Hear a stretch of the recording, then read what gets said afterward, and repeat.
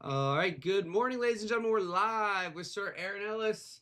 Aaron, I just hit the live button, so it may take a minute here for people to hop in. But good morning, sir. I hope you've been well. Yes, very good. I can't complain. It's like 50 degrees in Indy. So, Yeah, we're getting a little bit of a heat wave here in PA as well, so no complaints. all right. Well, I'll take it away. You recover from vacation. Sounds good. I'm gonna need it. Today's been a rough one already. All right, man. Good morning, everybody. Good morning, Darren. Good morning, Miss Tamika. How are you? You're still live, Tyler.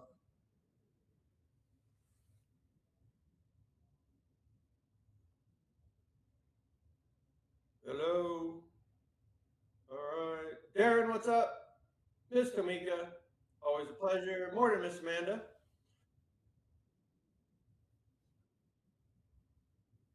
Limbo. Hang on, is that me?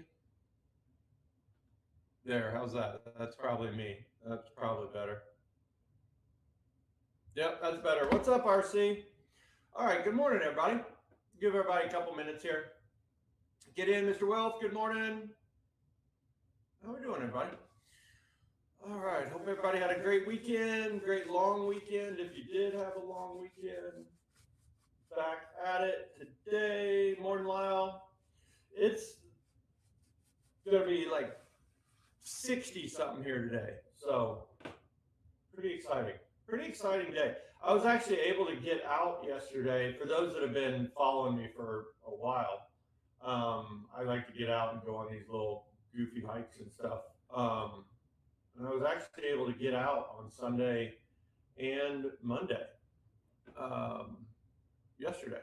So that was pretty cool. I'll post some pictures here at some point today. Not that any of you care about that, but makes me feel good. Dario, good morning. Peter, good morning. All right. We got 21.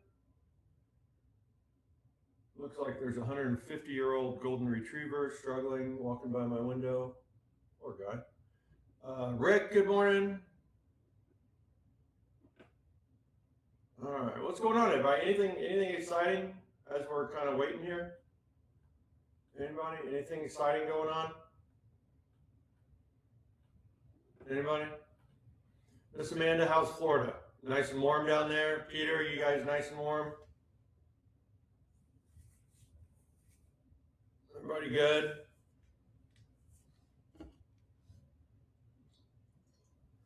Ready to get back at it? Brazil. Oh, nice, Nate. Nate. Nice. Rick. Nate popped on right as you said that. Um, Man, yeah, that had to be nice down there. Is that where you're from, Rick? I'm curious. You got family down there, or just visiting, or what? What the hell's going on with my arm here? Hang on. I got issues going on here. There we go. Parents live there. Nice. Oh, very cool. Low is 54. I love that. Peter, neighbor's lawn chair flew into the backyard. Nice. Nate, of course, Texas, doing well. All right. Okay. All right. Let's get started, guys. We got a lot to cover here. Obviously, we had some time off, but we've got some really important stuff going on here. Potential big old beach ball. Luke, good morning. Okay. So starting off on news. All right. Let me get to my right screen, make it easier. So really nothing. Let me refresh this because it always makes me nervous. I haven't refreshed it. I'm neurotic. Okay. At 8:30, we've got Empire State. That's really it for our news today. All right, we've got a couple Fed speakers, but that's pretty much it. So just we'll be on the call here. This shouldn't fling us around too much. This isn't and abuse people news event. This is just a, should cause a blip though. The thing going into our week, right? Tomorrow, 8:30, but we've got our meeting minutes at 2. Now, the meeting minutes on Wednesday, this is not a Fed week. I hear people talk about it as a Fed week. It's not a Fed week. It has nothing to do with a Fed week. These FOMC meeting minutes, this is just a recap of what we went over at the last Fed meeting. We already know what's in here. This is not a surprise or anything. These are just, this is just the notes from the last meeting. Okay. But for whatever reason, just the world we live in, it is a really big deal. I guess it's just a reminder. So that's at 2 o'clock tomorrow. Then we've got our normal unemployment claims. And then going into Friday, we've got PCE. As long as they haven't moved it. No, they haven't. Okay. So we've got PCE on Friday. This is the big news event of the week. All right. This is an inflation print. All right. So that's going to affect a lot of things. So big news on Friday. And then we have PMI as well. So, but what's right in front of us? Okay. Just Empire State here at 8:30 and we're good to go. Okay. And we just hit a big level here. So hang on.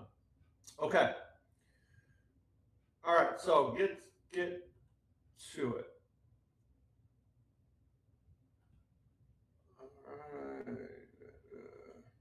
Okay. Come on. There we go. All right. There we go. All right. Frank, good morning. Okay. So starting off in the VIX. Now, this is VX futures, not VIX, the index. Okay. This is the futures of VIX, the index. Today is the last day for the February contract. Okay. It expires at the end of the day today. Thank goodness. Right? Because rollover is always a bit of a just pain in the butt. So here's the continuous contract. Okay. Now, so what you're looking at here on the continuous contract, this is the February. Okay. Remember the continuous, they just cut and paste the new contract on like when it rolls over. So if you look at the continuous contract, right? We just traded again this massive short setup. Morning, Omar. All right, and that's drawn from 2790 to 1580. All right, we've traded right back up into there. Remember, this runs inverse: VIX up, indices down, VIX down, indices up. Okay, this is the leading indicator. I've been talking to some people about this yesterday. This leads. You got to get that through your noggins. Okay, not just some of the time. All right. So we are right at that resistance level. Okay. Now, when we go to the new contract, because the new contract tonight, when it expires, it's just gonna whatever print they decide to cut and paste, it's just going to get cut and pasted on here. Then we're going to go. Then the new contract is going to be on the continuous. Okay, all the continuous is month after month after month being cut and pasted on here. Okay, so we're drawing. What we're simulating is where is the new contract when it rolls over? Where is it going to fall on here? Right. So we're drawing from the 2790s to the 1580s. All right. So we go to the new contract. 2790, okay, to 1580. So trading view, I know yours looks goofy because it always rolls early.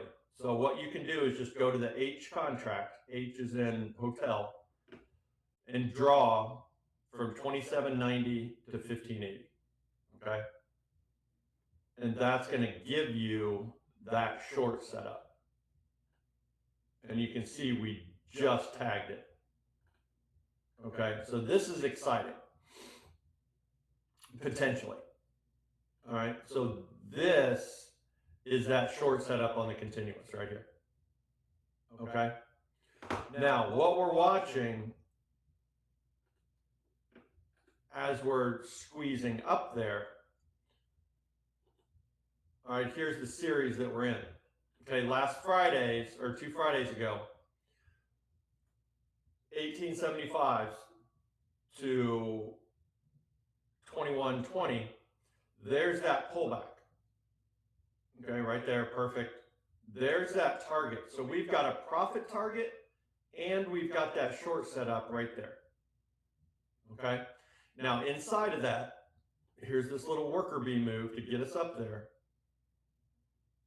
All right, and that's from Friday's lows. Remember, yesterday was a half day, right, on the futures markets, but regardless, it held. Okay, and we've hit that target now. Okay, so what we're gonna try that again, that too. What we're gonna watch, we're just gonna continue to trail from these 1985s, because let's see here, 2180. We didn't come 2 ticks away. We consider 2 ticks away traded, and we have, remember, a tick is a nickel, 0.05 increment on the VIX. We traded 65s, so we haven't officially traded 2 ticks away yet. So what we're going to continue to trail from are these last Friday's lows to highs.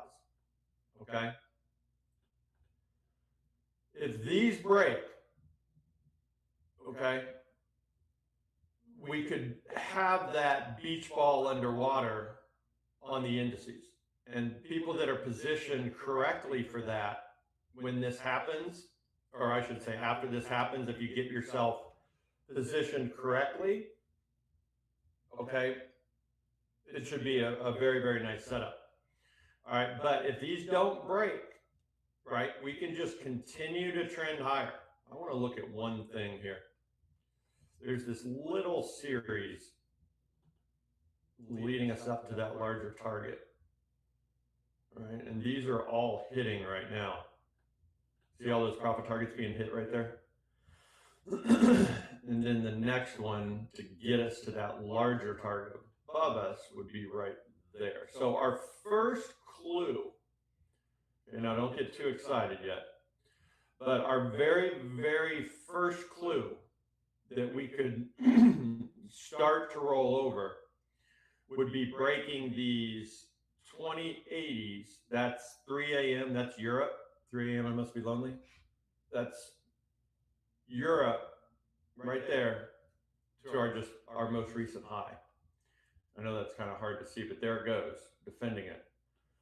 So if that breaks, right, that could be our first clue.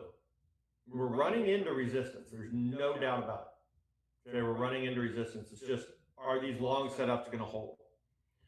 All right. Now, one thing to think about is this pullback right here. All right, let me get rid of this so you can see this a little bit better. This pullback right here, this happened on a half day. Now, Wall Street normally doesn't consider half days as relevant at all. Okay? So, is there the possibility that we could come back down here, retest, and defend this level, and Wall Street could get its fill? Yeah, absolutely there could. Okay, but we'll just go what price is telling us. All right, let me go down to the smaller time frame so you can see this a little bit better. All right, so there was that pullback yesterday. Here's the target. This is what we're trying to get to, 2180, and we need to trade at least 2170 to consider this traded. Okay, we haven't. We've traded 2165. We consider 2 ticks away traded. So from these lows inside of this, these are the little worker bee moves that are leading us higher to get us to that target. So if they break, right? If they break, you see it's defending, then we could see possibly the start of a fall back, at least back down to these 2048s. Now, if we get to these targets and we trade the 2170s or higher, then we're just going to continue to trend from, or continue to draw from this low, from this Friday's low. Okay? and we're going to continue to trend. That would be our next measured move in our series. All right. So that's what we're looking at right here. So we've got the potential of a huge beach ball underwater on the indices. Okay.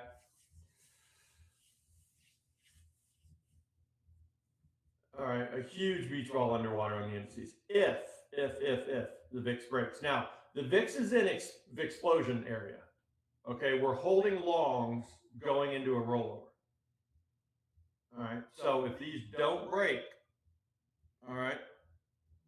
Oh, Jesse Jackson just died. I'm sure he didn't just die, but I just got an alert. So we had Robert Duvall. It always comes in threes, right? Robert Duvall passed away. Jesse Jackson passed away. So who the third one's going to be? Anyway, rest in peace, Robert Duvall and Jesse Jackson.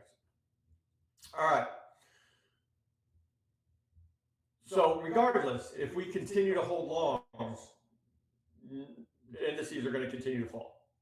Okay, but that's what we're looking at going into the day. It's being very technical, right? It's very technical right now.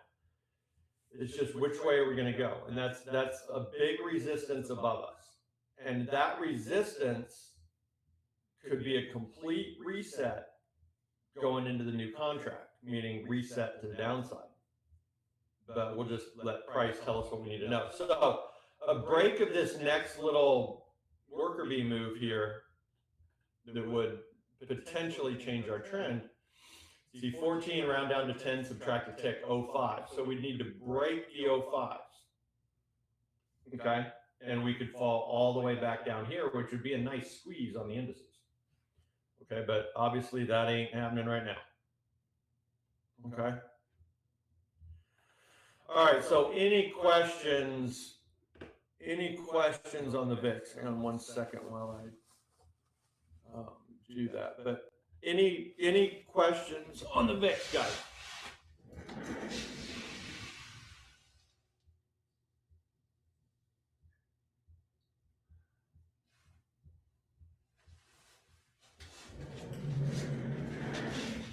There we go.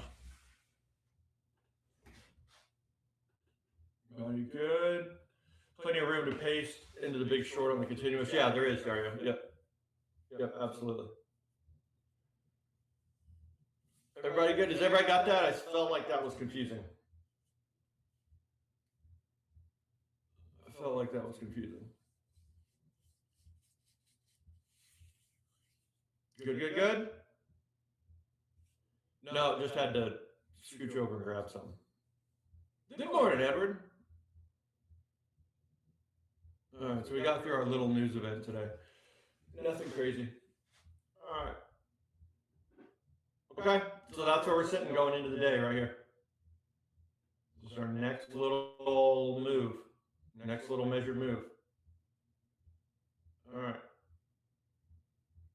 I remember one time, I don't know, my microphone dropped or something. And Ed responds, Lord, man, did you get attacked? Still cracks me up. Oh. Anyway. All right. Okay, moving on. Now, our financials. All right. Remember, this is bank. These are the financials in our markets. Oh, thank you, Ed. I'm glad you worry about me. I appreciate that. Remember, this is just an index. This isn't traded.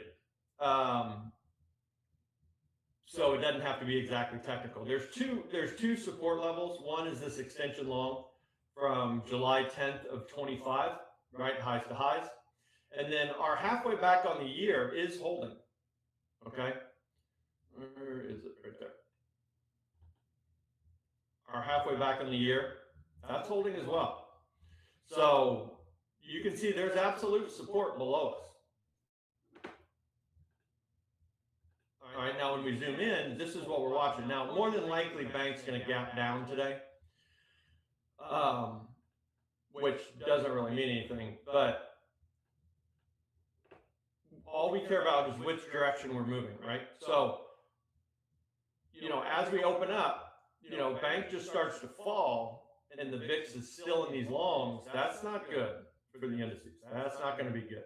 Now, on the flip side of that, if the VIX is breaking this long and making this larger pullback, then and bank is gaps down and then starts rallying, we could see some indice strength, right? We absolutely could see some indice strength. So we'll just watch, watch where we open up and what direction we get moving. Okay, but the bank is still in longs. All right, it's still in longs for now. Okay. All right, so moving on to the ES. Now on the larger time frame, okay, remember where we are. We're still in these massive long setups. All right, from December 16th of 24 to our highs in October of 27, not there yet, October of 25. Okay, pullback right there. So we still have these targets above us at 71.40. Inside of that move, inside of that larger move, here's a little worker bee move to get us up there, right? And that's drawn from our lows November 17th to our highs up here on January 12th. All right, that's that support level. So when I zoom in, that's what you're looking at. There we go. So that's that line down here. Okay, that's that support level down there. But you can see it's obvious, just inverse the VIX, right? Excuse me. So here were the short setups coming out of Friday, right? Friday's highs, pullback number 1 right there, target, pullback number 2 right there. So here's that potential beach ball. Potential. Now keep in mind I'm saying potential. All right, if the VIX breaks this and makes this, there might be pullbacks, but falls down, has this little weakness event and falls back down into support, then you're going to see these guys squeeze. Okay. Now, if that doesn't happen, we're still in these inverse VIX setups. All right. This was our half day. See, pull back right there, pull back right there. Oops. So that's where we're sitting. Okay. Yes, you do. I agree with your mom, Ed. You have potential. You're special. Care what anybody says. All right. So that's what we're looking at on the yes. Okay, now our gap fill. Okay, this is where the gap fill gets a little confusing. See this dotted line right here? Right? That is the 4 p.m. close of Friday. All right. We don't consider the gap fill of the half day. Okay. Now this can always get a little tricky, but that's what we're watching as far as a target on a gap fill. Okay. So you can see 50, 40, 30. Here's 20 points right here away from the Friday 4 o'clock close. All right. 50, 40. No, I'm losing track. 50, 40, 30. See if I can get it. Feeling lucky today. Oh, almost. Man, that's really close. No, not do that. Stop. Hang on. There we go. Get rid of that one. Oh my gosh. Kamika? Hang on.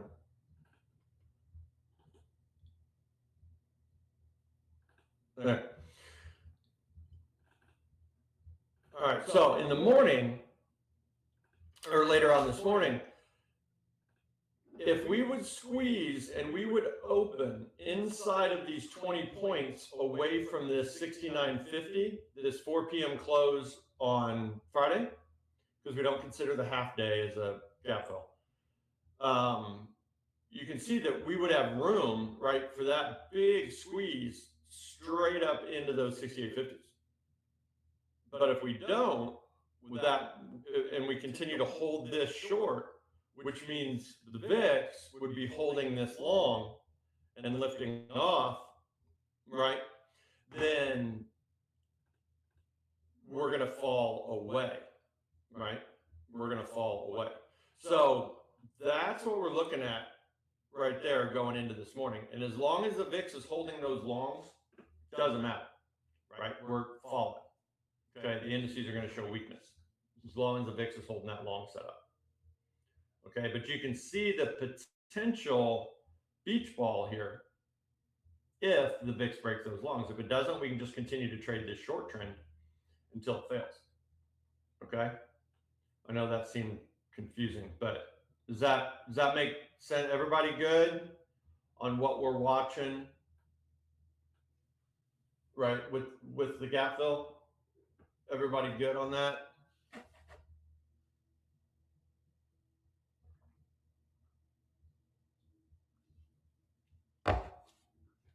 Everybody got it, Boca? Cool.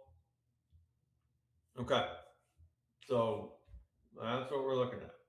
You can see it doesn't look too pretty right now. Right, it doesn't look too pretty, but keep in mind when you have a bunch of chasers, right? Straight no chaser.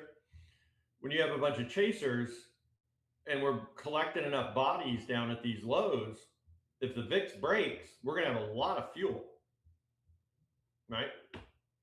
But we'll just do what price says, right? Price will tell us everything we need to know. Right now, all price is saying is the VIX is defending these longs. Right, that's it. And we haven't gotten to this target yet. 3 ticks. All right, should be an exciting week. Regardless, it should be an exciting week here because of where the VIX is. Okay. All right, so that's what we're looking at right there. All right, cool. Okay, moving on to the NASDAQ, looks very similar.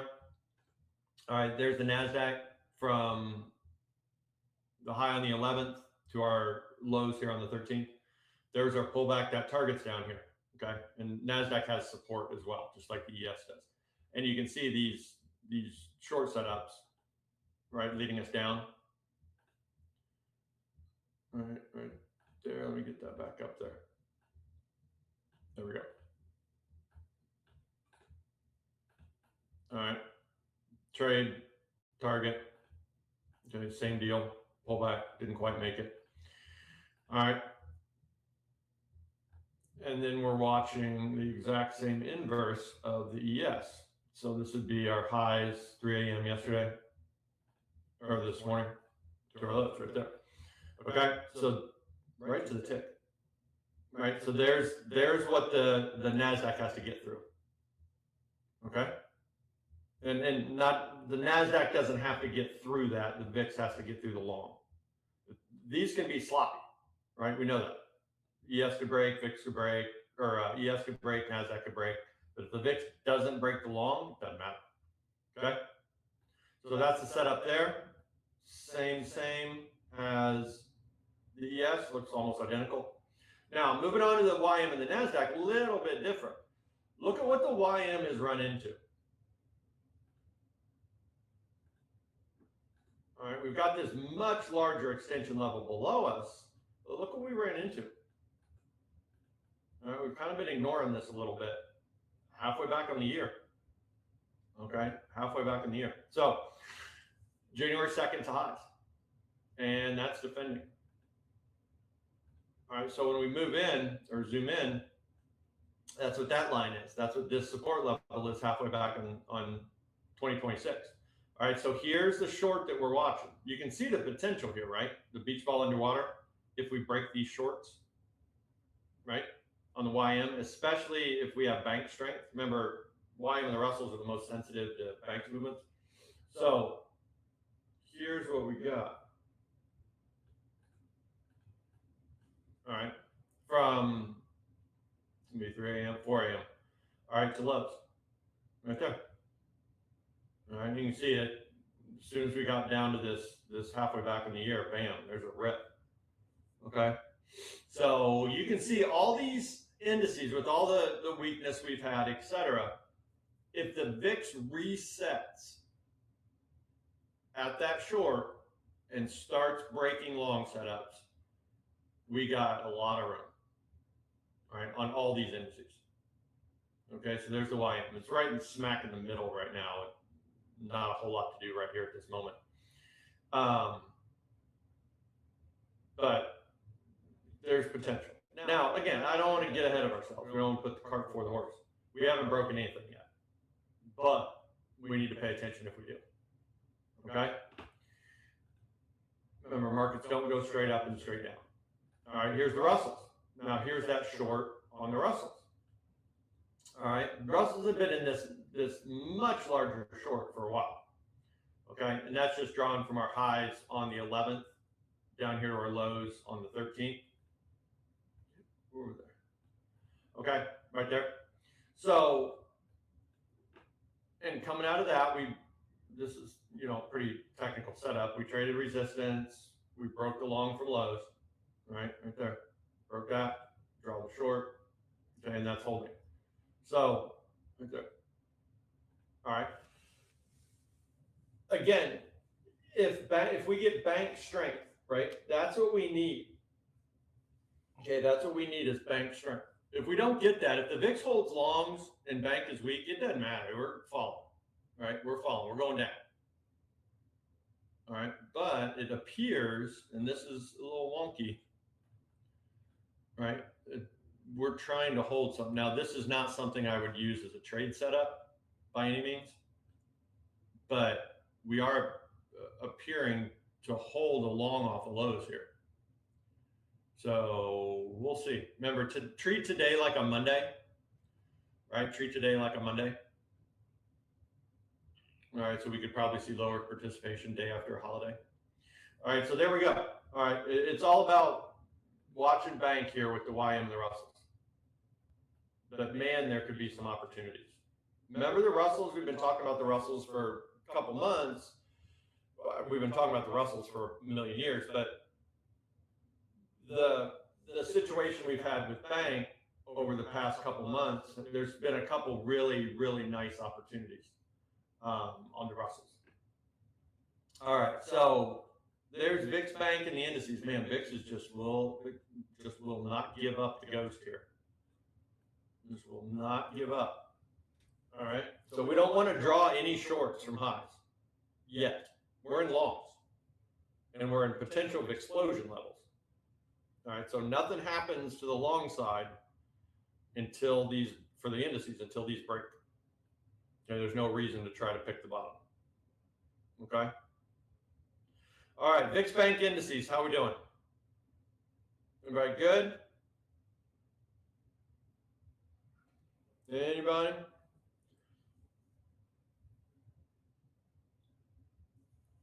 Chinese markets are closed, yes, for Lunar New Year. You ever seen any influence on the U.S.? Not on the indices. On gold and silver, when we get there, especially silver, yes. It could get real spooky real fast, especially on silver. Okay? And we'll go over that here in a second. As a matter of fact, there was something I wanted to bookmark before the call, and I just forgot about it, but now I didn't forget about it because you reminded me. Okay. All right. Yes, there's going to be an arbitrage. It would depend. I'll get to it in a second. Yep, Peter. All right. Anybody? VIX Bank indices? Man, look at the VIX. That's tough, man. She's not giving up. This is VIX explosion levels. If we get a VIX explosion from here, don't be surprised. All right. Okay. What in the world was that? Everybody just see that? Anybody got their news feed on? We just hit volatility somehow.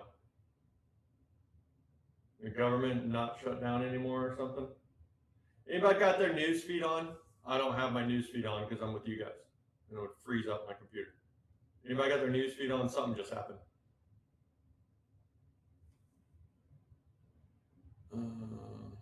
Pretty smart. Good call, Ed.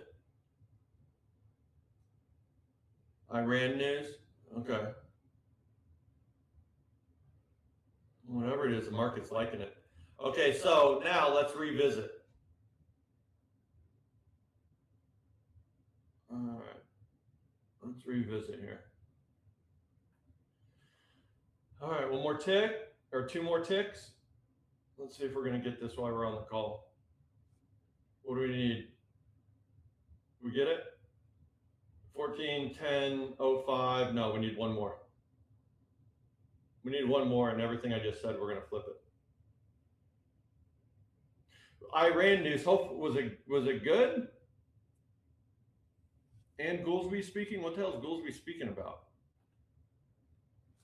Oh, you just told me. Not sure about what. All right. So anyway, 2105. We need to break that. We need one more tick. Son of a gun! Don't do that.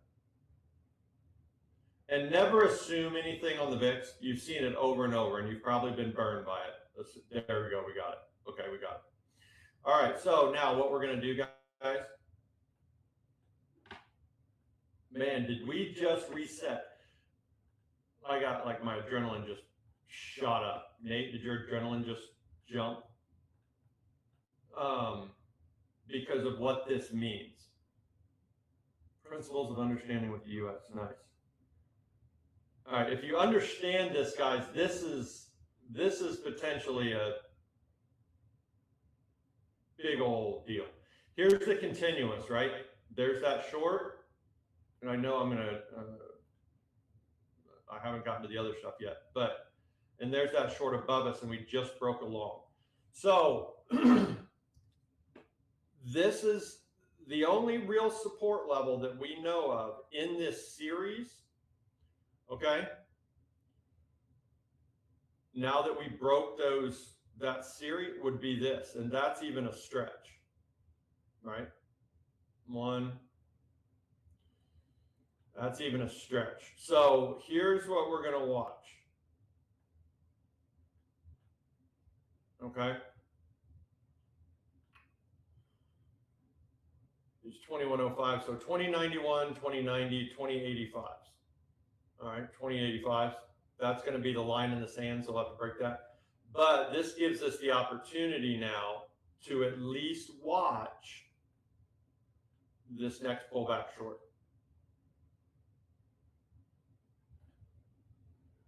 All right, right there. And this is where I sometimes will go down to the 5 minute just so I can see it. Okay, so there's our setup. There's our draws now.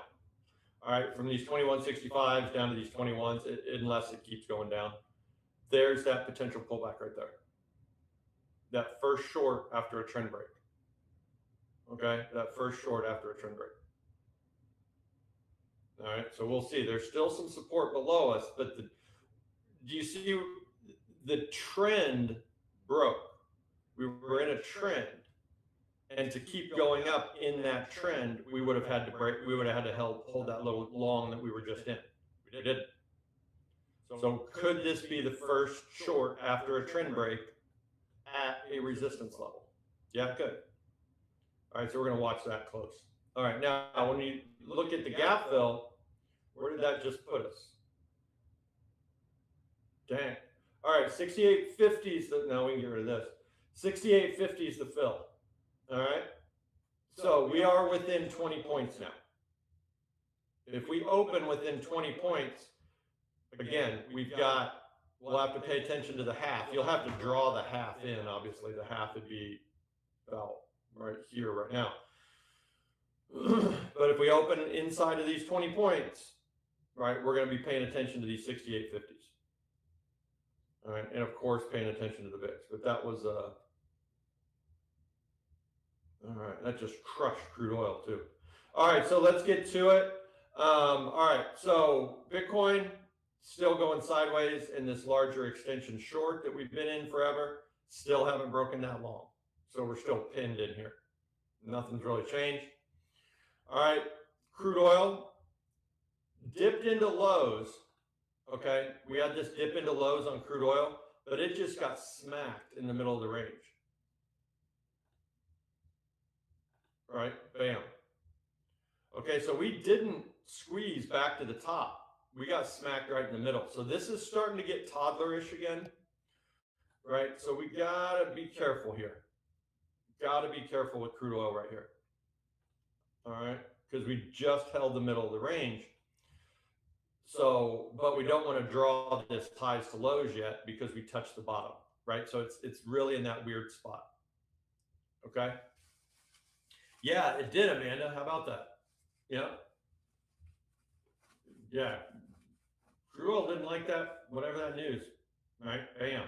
And you can see it's funny, you'll see this over and over, and it's, you know, when we have news events, right, it's just uncanny how we're in a setup when news hits. It's just crazy, just fascinating. But we were right in that short, and then bam. Okay. All right. So there's crude oil, gold, and silver. Now, what I was going to point out here, all right, was this. Let me get to it. There we go. Now, the silver exchange is closed, right? In Shanghai, not US. Okay. But remember this difference between East and West? This is the premium difference between silver in the East and silver in the West. Okay. This was up at about $12.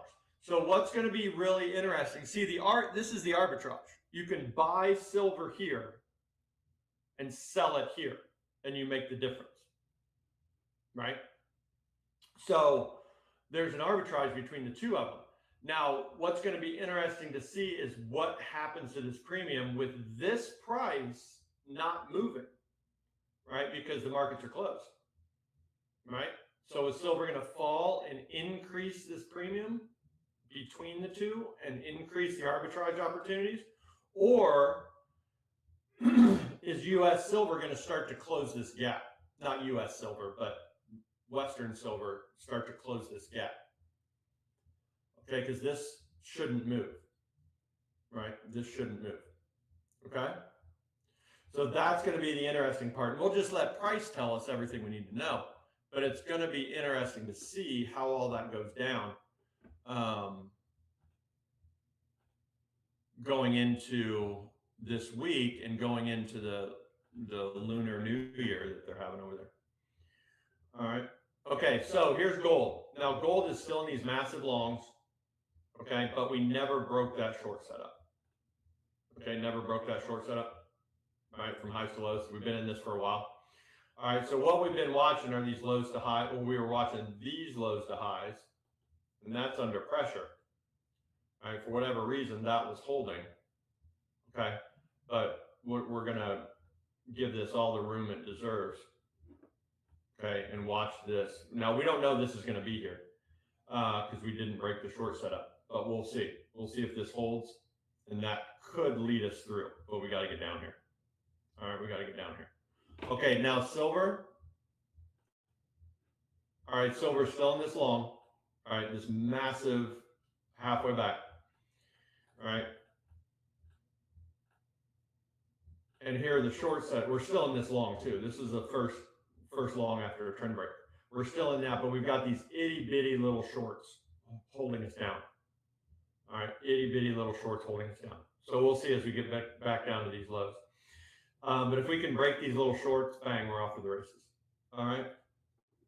Now moving on to the dollar. Now the dollar is going to play a big role this week because we just went into dollar strength trades. Okay, so especially in the precious metals.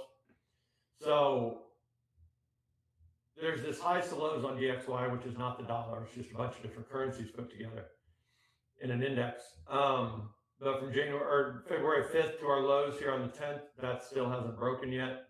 But obviously, this is dollar strength trades. Now, when you get to the actual currencies, here's the dollar yen. Still hasn't broken out of shorts. All right, that next short setup in our series, February 11th, down here to our lows on the 11th, right there. Bang, bang, bang, bang, bang. Amanda, you're still, nothing is broken yet, right? Nothing is broken. We're just going straight sideways. All right, but if we do take off, that's dollar strength, more than likely. All right, and then here's the euro. The euro broke this long.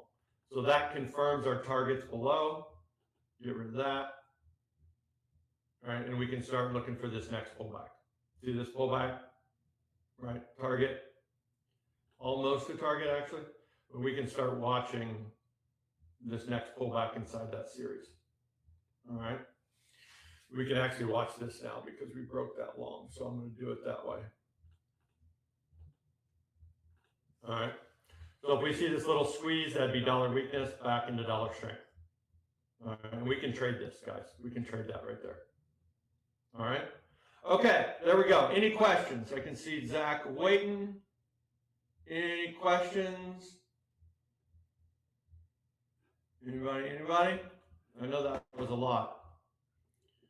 VIX is still holding that support. So we're coming back. This is going to be the test, guys, or this is going to tell the tail. Just short off the highs. Okay, 2165 to 21.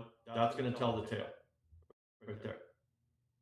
If we break that, no, then we just held support. But we start to roll over, then we can start a series on the way down. Indices can start a series on the way up.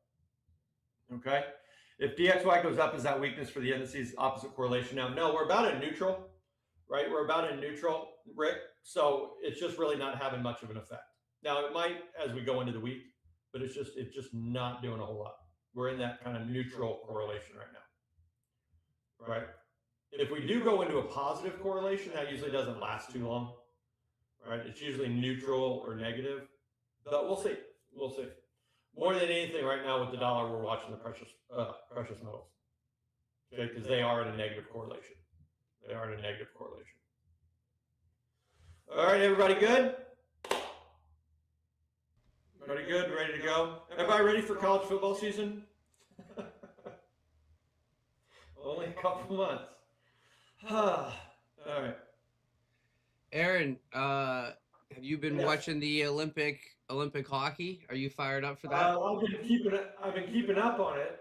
I know the women are tearing it up too. Yeah, they are. Yeah, the women are looking good. Yeah, Canada looks good. Should be. I'm looking forward to the semis and the finals.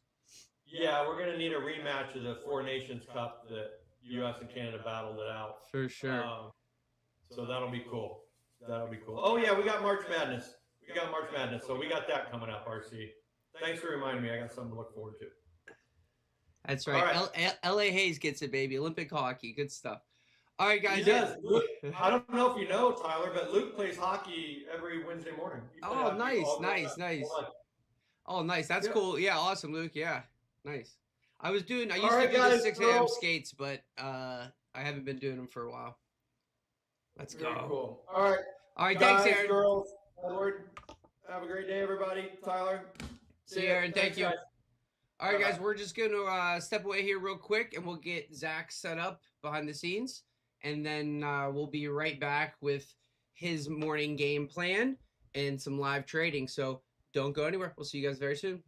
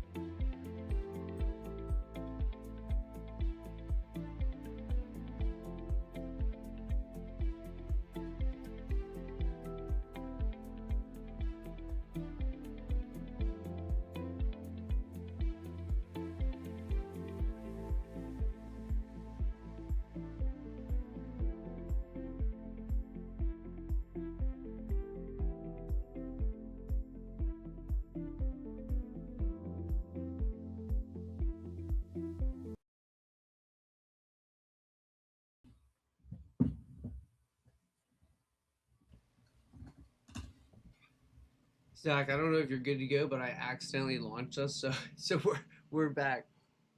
All right, we're good. You're good. I don't. If you're still finishing up something, go ahead. But good morning, everybody. Welcome back to Stock Dads TV. We have obviously been off for a while here. I was on vacation last week, so just getting back into the markets here for myself. I was just telling Zach I completely detached. I didn't even look at the markets once, which is kind of rare for me. So it was nice to kind of get that little getaway there. And we came back to the extra day off with the holiday yesterday. Obviously, President's Day. I think you could have maybe partially traded some futures, but the options equity market's closed. So we've had a kind of big break here for YouTube, but it's exciting. We're excited to get back to it. We finally have our accounts from Tradeify. So we're actually going to be able to start the game show back up with a bunch of giveaways and some higher stakes in the competition, bringing on some guests as well. So we should have some new exciting things for you this week. We're also starting to talk to some other traders as guests that maybe aren't a part of the Stock Dads Discord that will come on and maybe join Zach and I, or we'll always have the Stock Dads traders on, but we're starting to invite some other traders on in these coming weeks. So we have some exciting things coming up here in Stock Dads TV. So make sure you guys are tuning in. We'll be here every Monday through Thursday starting at 8:30 a.m. and going till about 1 or 1:30. And with that, Mr. Zach Austin, my friend, how are you doing, sir? What's up? We're doing well. How you doing? I'm doing well. I'm doing well. Everyone just make sure that if our audio sounds bad, just let us know. But I think everything should be good. And Zach, you sound good to me. Just want to make sure the chat can hear us good. But feel free to start getting into your game plan and letting us know what you're looking at here this morning. Yeah, for sure. So it's been a pretty crappy couple weeks. I mean, we've gotten some nice trades. I got a couple nice post-earnings trades last week, but overall, for the overall market sentiment, it's been pretty tough. Especially because it seems of late, well, not really even of late, really for the last couple months now, tech has been really, really lagging. Tech stocks have been extremely weak and have been, really just the laggard when they were the leader for nearly half a decade. They kind of led us out of the COVID dip, and now, who knows what's coming. But tech as a whole is the weakest by far, right, out of all the indices. Where we're actually, I'm going to kind of work backwards here and talk about the indices first. We're getting close to our potential first weekly downside flip on the QQQ since that big kind of flash crash last year in April from the tariffs, or February, March, wherever that was. We did get our first close underneath the weekly 20 EMA on QQQ since we flipped back up to the upside. So that's definitely not, good. We get that type of weakness is never good. We've, as you can see here, respected the 8 EMA majority of the time, got a little bit of weakness. And really, this was the top here, at least as of now in October. We did come down, test the weekly 20, and kind of tested a couple more times, and now we're underneath it. So for me, we're kind of in a tricky spot because if we do get that weekly downside flip, for me, I don't think there's anything saving us from going down to that monthly 20 EMA, which is around 545-ish or so right now. So that would be another, almost 10% drop, 7-9%, somewhere in there. So, overall, the markets aren't looking good for the Qs. The other markets aren't looking terrible. Looking at the SPY here, as you can see, we're not even close to the monthly 8 necessarily yet. We're still about $50 away. The weekly still kind of just hanging in there, hasn't closed under the weekly 20 yet, and the daily is really just kind of been range bound as per QQQ has been. And then looking at the Dow and the Russell, they've actually been kind of stronger here. We did obviously have a pullback last week, but up until there, the Dow kind of had this multi-week flag breakout, now kind of retesting. So we'll see what happens from there. And then the Russell did already kind of have its breakout, now more so kind of in a little bit more range, but still hanging in really nicely relative to the QQQ. So with that being said, the question is kind of what happens now? And, for me, overall, relatively speaking, when the QQQ is weak, which is typically the leader, I try to kind of go a little bit more risk off. I don't have nearly as many swings. Usually it's 1 to 2 swing trades open max, if we kind of had that QQQ weakness. And I'm also looking for names that have relative strength on top of that. I'm not really looking for names that'll be reliant on the QQQ because, we can just trade the QQQ or intraday scalp futures, right? So right now I'm kind of in risk off mode, more of a day trade approach, really trying to stick to those post earnings setups. So kind of going into the individual names that I like. I'm really liking this setup here in Nebius. Based on the gap today, it probably might take another 1 to 2 days, but we can have, we have this clear little downtrend here from this previous high in October. The daily will flip back up above Friday high. So basically back over 100, the daily will flip. It's possible it flips today, end of the day, but we'll need to see how the day ends. So I'm looking for a swing entry in the next couple days, and we have a clear pivot low here at this higher low around 80. So whether this is shares, options, leaps, whatever it is, this is looking really, really nicely here. It's spent its time consolidating. Looking at the weekly, we do have our kind of little divergence with making new lows, but then popping up higher. And the monthly has this failure to go lower here, which would maybe tag the 20 EMA. So overall, this is probably my favorite swing in the market right now. Hasn't set up just yet for entry, but looking really good. This right here, I'm not sure if I'll take an entry. I've never traded this ticker before, but it had earnings and it's gapping down now. So it has this kind of daily 1, 2, 3, where if we do gap under the 170s, we have 165 as a target, and then a monthly 20 EMA, which would be closer to like 161, 160 at that point. So I'm not sure if I'll take this as I've never traded it, but shorts are on the table for this name in Lados. Next up is an Amgen. This is probably my second favorite trade right now. Really nice post earnings move. It had this failure to go lower and then went from 350 to about 380. Now pulling back to the daily 8 EMA. Spent a little bit of time consolidating. Weekly 1, 2, 3. So we have all the components here that we need. Above Friday high, looking for long, targeting back at that previous all-time high, and then beyond probably goes to 400. If we can break that weekly 1, 2, 3 here. One of the stronger names and one of the stronger sectors right now as well for longs. And this is another ticker that I've never traded. I was shown this ticker yesterday on a scan. APH, Amphenol, never heard of it. The daily will flip back to the upside above like 149, 150. So I'm looking for longs there. Had this earnings gap down. So if we can reclaim this daily here and get back over the opening print, get back over that 150 level and flip the daily, all those good things, we can target 162 and the new all-time highs. This looks good in here. Weekly retested the 20, monthly retested the 8. So we have all the components in there as well. And then the last ticker I have here, which is actually maybe gapping a little too much, is VNet. This one might be actually getting some news. Let's see. No news, just a big gap. If we gap over last week high, look for some type of dip back above the opening print for longs. The targets are 16.2 and then 17.5. Would be, at 16.2 area, which is like last year high, especially would be big resistance. But definitely a clean chart, a leading chart, Chinese name here. So we'll see how this one opens up, but I'm willing to play it off of 14 threes or 14s here. And then the only thing I didn't mention, which is, pretty self-explanatory, at least at this point, silver and gold have had extremely wide ranges for a while now. So, I'd like to let the opening print develop, let trend develop, and then kind of see where we go from there. And that's pretty much all I got. That's some good stuff. Good stuff. A lot of things to look at here. I am still marking up some charts as well.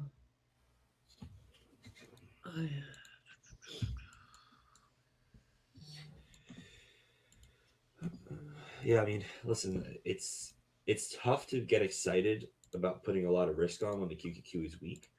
Yeah, definitely agree. But it's like, for me, it's like you do like one of really three things. It's you never trade if the QQQ is weak, you always trade, or you're looking for either relatively weak or relatively strong names, which is what I do. I don't like to have like never or always kind of conditions when I trade. So I just try to look for names that are the strongest, the best looking. And again, if they fail from there, they fail from there. But the reality is, right, if you go on social media right now, you'll see, 100 people saying the market's going to crash and 100 people saying that we're going to be at support, right? And we don't know until it's too late. And so sometimes it's like, if you kind of, wait for it to, quote, be in the clear, certain setups are way gone, right? So like, for example, a setup like Nebius that I've been loving, right? This setup's looking prime. If the daily does flip, let's just say today or tomorrow, and QQQ, let's just say, stays exactly where we're at, what are we going to do? The QQQ is weak, right? Which is kind of overall market sentiment, but we're having a really solid setup here in an individual name. If we wait on taking the entry on Nebius until QQQ is established, let's say back over the daily EMAs, Nebius is probably already hitting targets, right? So it's definitely very tricky. So we shall see.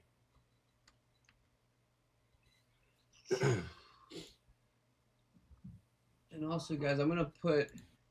I'm not sure. It may be maybe too late to join. Since we're 5 minutes in, but I'm still gonna share the GameStock app here. If you guys are interested in downloading the app, I know the pot for the Stock Dads tournament.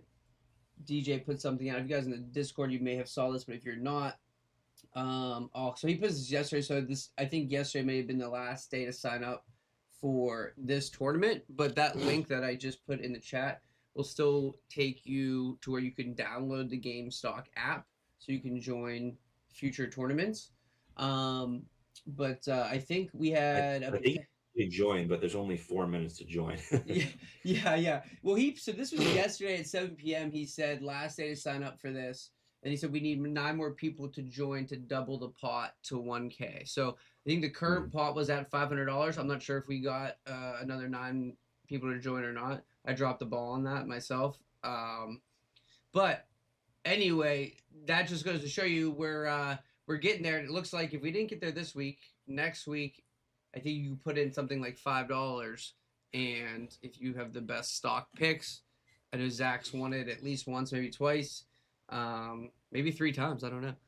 But anyway, you can. As of now, I have the most winnings on GameStop. Let's go. That's legendary. But anyway, so you can put in $5, and depending on the amount of people, currently it looks like you can win anywhere from $500 to $1,000. So a pretty good risk to reward. Just kind of a fun way to, play some different stock plays and see how things work out. See if you can win a little extra money, kind of like a fantasy football type vibe, but with stocks. So there's that link if you guys want to download that and look to join the Stock Dads tournaments, because we're going to continue to be running those.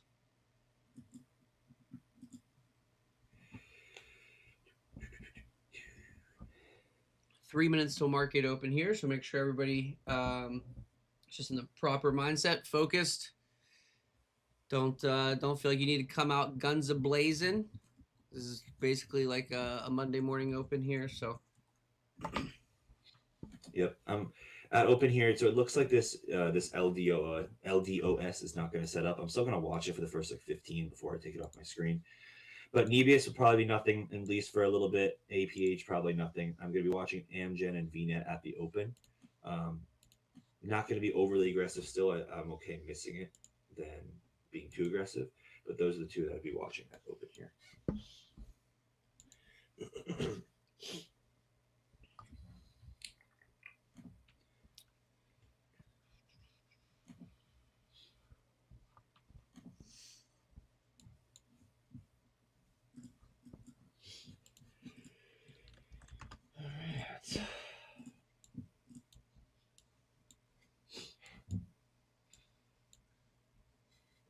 I don't mind keeping an eye on ES over 68.41s. It's the level I'm watching here. I think the gap fill could potentially look for a little gap fill here. I think it's 650s.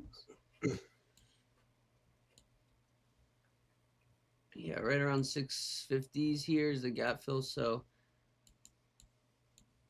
keeping that on watch, potential little 9-point scalp. I mean, it's got a room above that too, but that would be the first target would just be a gap fill target.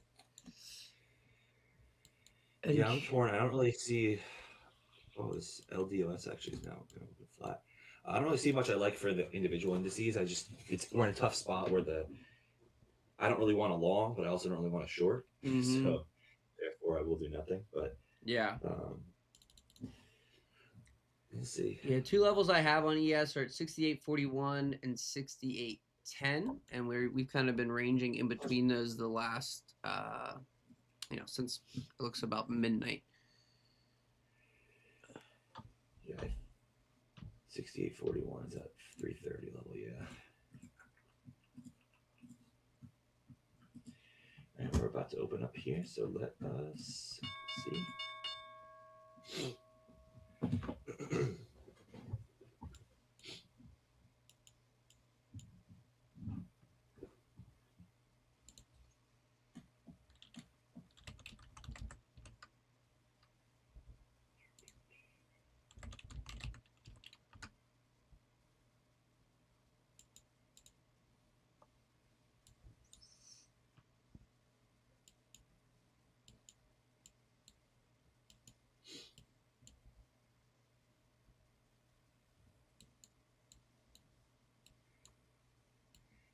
Amgen already spiked crazy. I was literally pulling up the chain and it spiked really fast.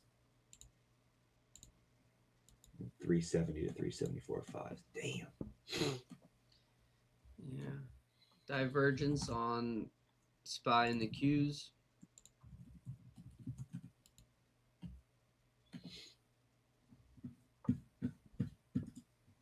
Damn. Wow, the Dow's ripping. Mm-hmm.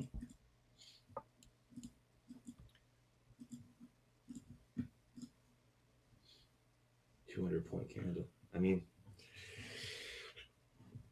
we're right at resistance there for the Dow. Mm-hmm. I did try a little bit of MES there. Stop under the open. Just looking for a little scalp up here into the 50s. Yeah.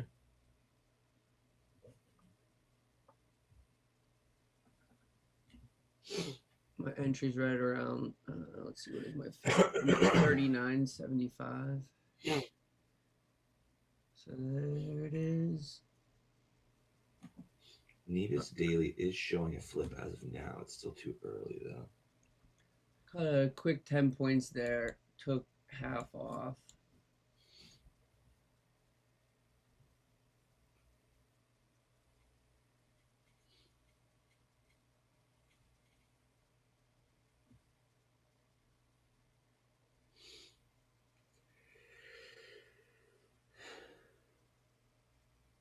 It's like a 7-point stop for about a 10-point initial target.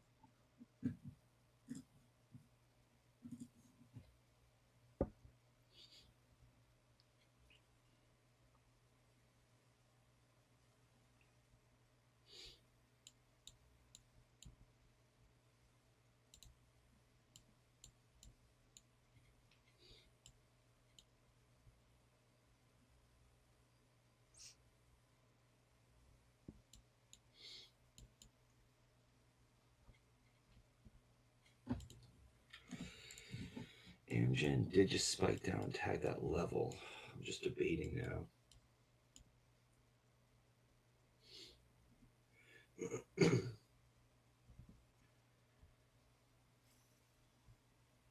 I'd like to see this 2-minute hold this 68.41s and hopefully give us a little bit of a 2-minute 3-bar play. NQ did get back above VWAP, but it hit its upper level for me.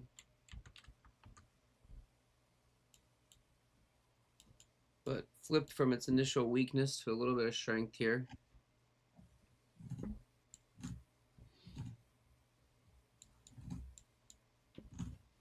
I'm looking to take some Amgen potentially. And debate which strike.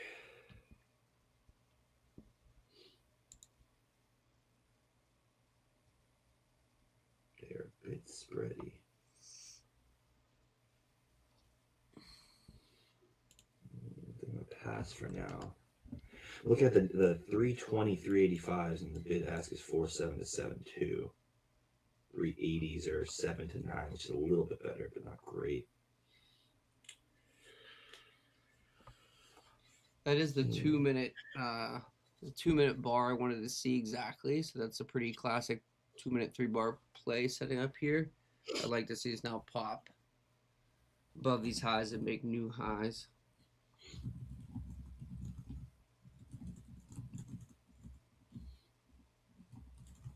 There it is. Here we go.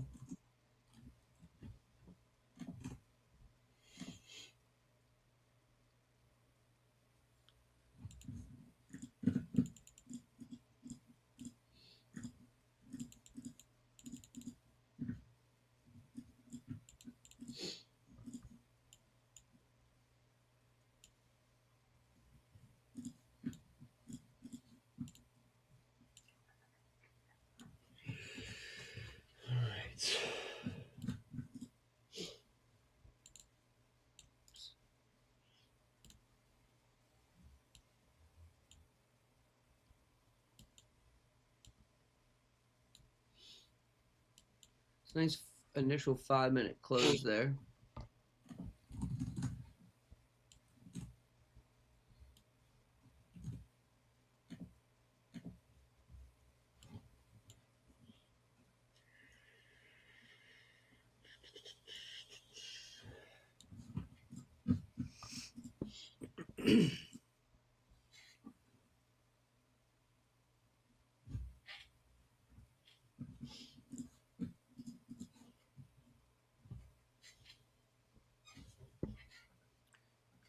Got VIX making a move lower here as well.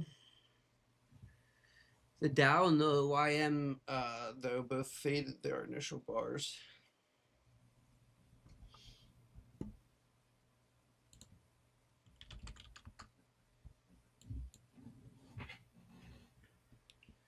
Bank is still holding strength, though.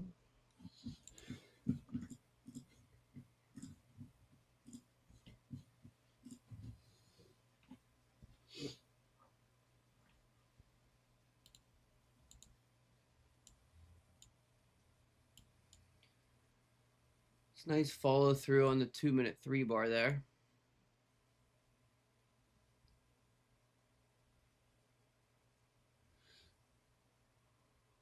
We're at about 15 points of profit here.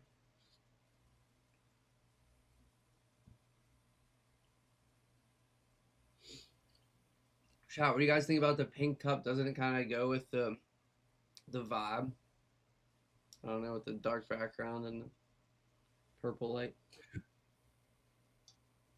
feel like it keeps me hyped. Yeah, my sister-in-law got us all these called Pirani cups. I don't normally get free ads, Pirani, but here you go. You guys have impressed me. You put some ice cubes out there here in the hot sun and the thing in Aruba, and it still stayed. Let's go, baby. Here we go. 20 points. 20 points. I'm taking another trim here. So I'm just holding a couple runners now. I mean, theoretically, based off my system, level to level, ES has room all the way up to 68.89 here. Do we get that? I don't know, but that would probably be the target on the runners. Be about 50 points on the ES, and I would not be upset with that. I'm trying to look for Amgen contracts, but they're all just way too spready. Nothing's even like decent.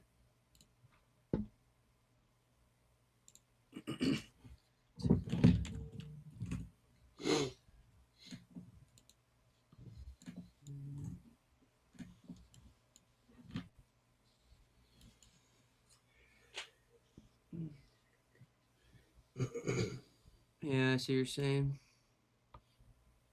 They do like net as well. I tried to look for that. That was on the watch list for the week. So I don't, generally speaking, if you go further out on the expiration date, do the spreads get better or worse? I'm not even sure, to be honest with you. I mean, they should, in theory, get better, yeah, but that's not always the case, which is the crappy part.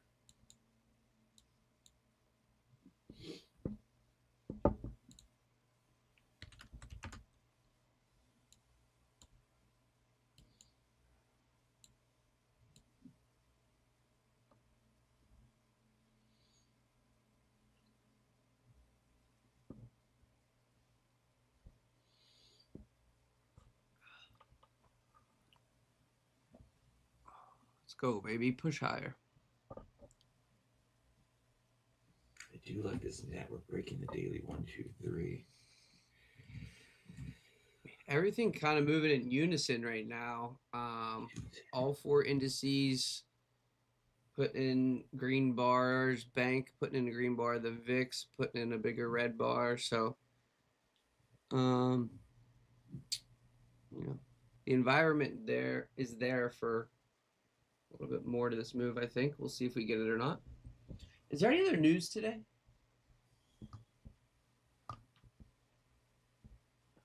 I don't think so. Don't be like me and don't double check, kids. I do like these nets.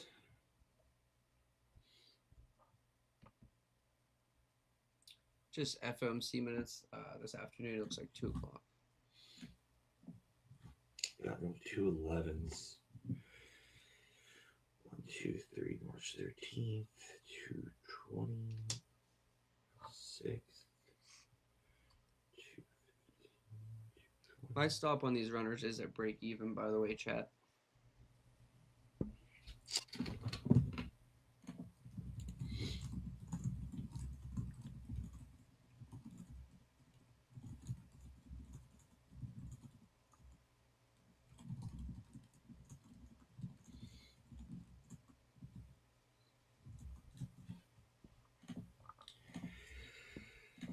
I do like this net. 5 minute just flipped power bar. We buy time stops into like 193s. Trying to figure out contracts, which aren't great.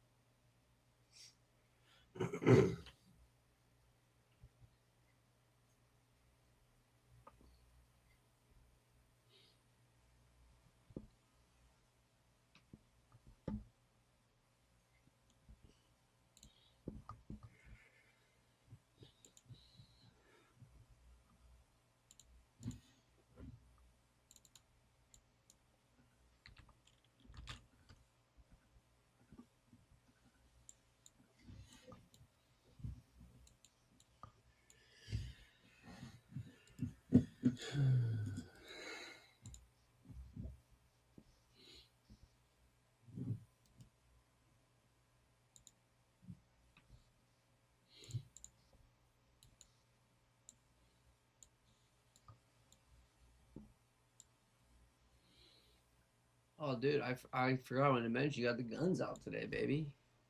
Chat, Yeah. we're getting a free gun show today, baby. Let's go. All right, guys. I just took some net at the 32220 calls. They're a little bit expensive, but we really don't have much of a choice here. I got filled at 7-1. I want to get a good strike, and so they are expensive, but the net 320 calls. I want to have enough time in the strike not being ridiculous. So, which as it is like almost 10% of the money. So, I'm leaving room for one ad. The ad would come if we do take it at like 197s, but I'm not sure if that even will.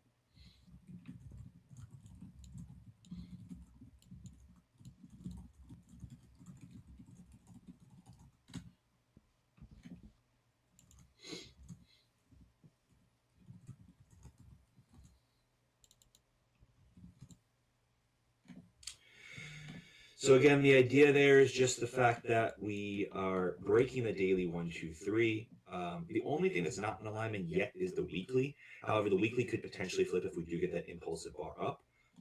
The monthly is also pointed to the upside. We did get the monthly 20 EMA tag there as well. So I bought enough time to where if we pull back slightly, it won't hurt. And I would say I would probably put a hard stop on this with a daily close underneath the opening print. So.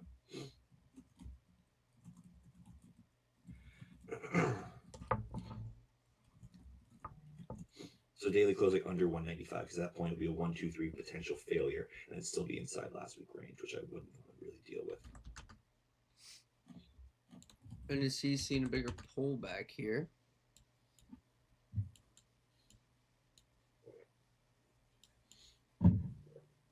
I'm out on my runners there. Happy with that trade. We'll see. This could hold this 841s, but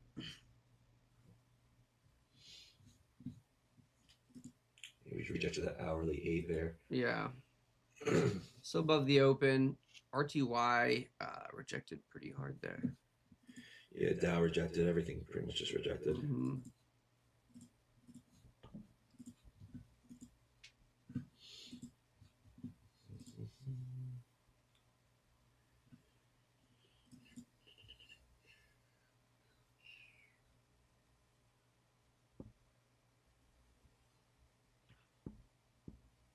That 15-minute bar, it looked like it had potential to close good and just got real ugly real fast. Yeah. Indeedly. Indeedly. This NQ 15-minute, and I'm getting the close under the level here.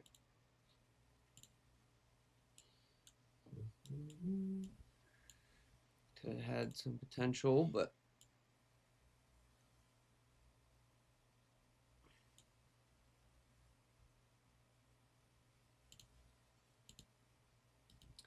Back to the open. Both NQES sitting at their OP.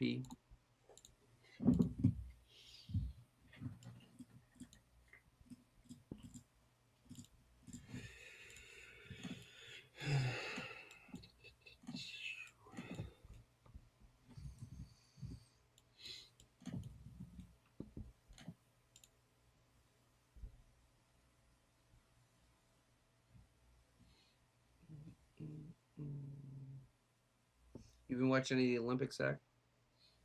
A little bit, yeah.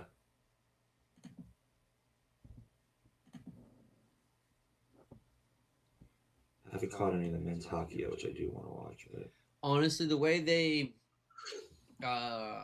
spread the pools, they did 3 pools A, B, C.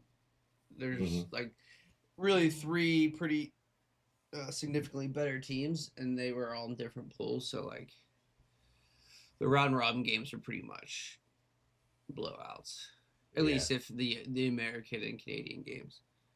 Yep. But the semis and finals should be entertaining. Yeah, Amgen is pushing, but I just don't know if there's a contract we can get in there that's worth it, which is unfortunate.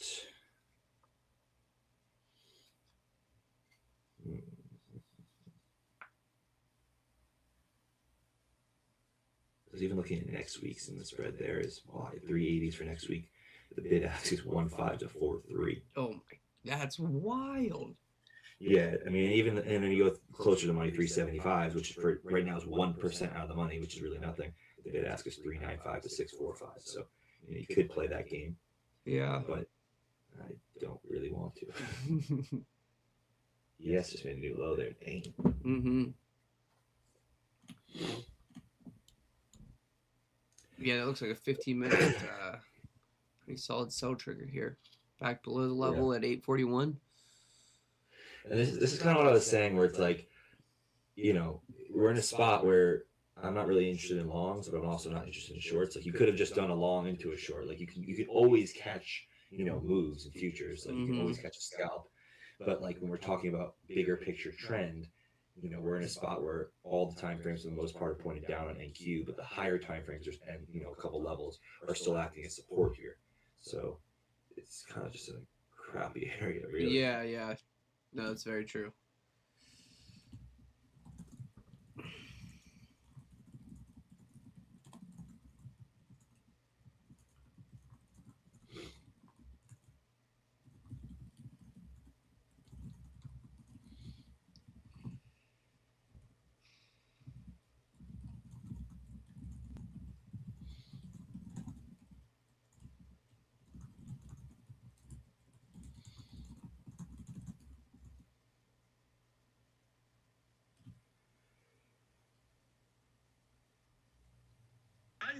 Oh, jeez, that was loud. That's not what I wanted.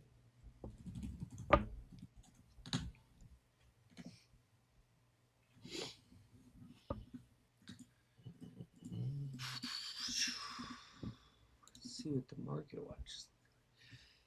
Yeah, everything looking kind of just flat, except for Paramount Skydance. Ooh. PSKY is up 8%.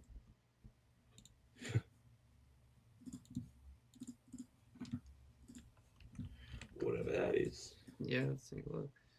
Whew. And that was looks like it was a stock that was getting hammered.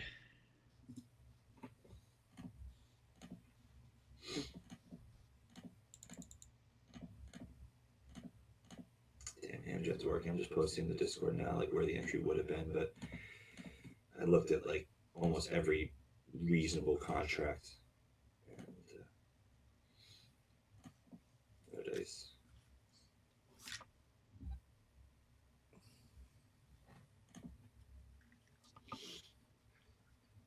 Yeah, I mean sometimes it's the unfortunate part of certain names. Yeah, ooh, and Key made new lows there too. We're at Friday low at a level here, so this is a definite big spot. Oh yeah, she's getting ugly now. Happy with my scale out on that one, and Happy to be out of it. This is kind of what I was saying before in the pre-market, just talking in general about like how to approach the market, where I like this net setup. It's still valid for now. I mean, it's still early, but the market's in a difficult spot. I mean, obviously the market just dropped like 250 points there, so that's its own different problem. But it's like, okay, do you take the entry or not? Like, because the market still has weakness, do you take your long? And it's just like that's always the internal debate. So I try to just stick to the stronger names, and then if they don't pan out, they don't pan out. But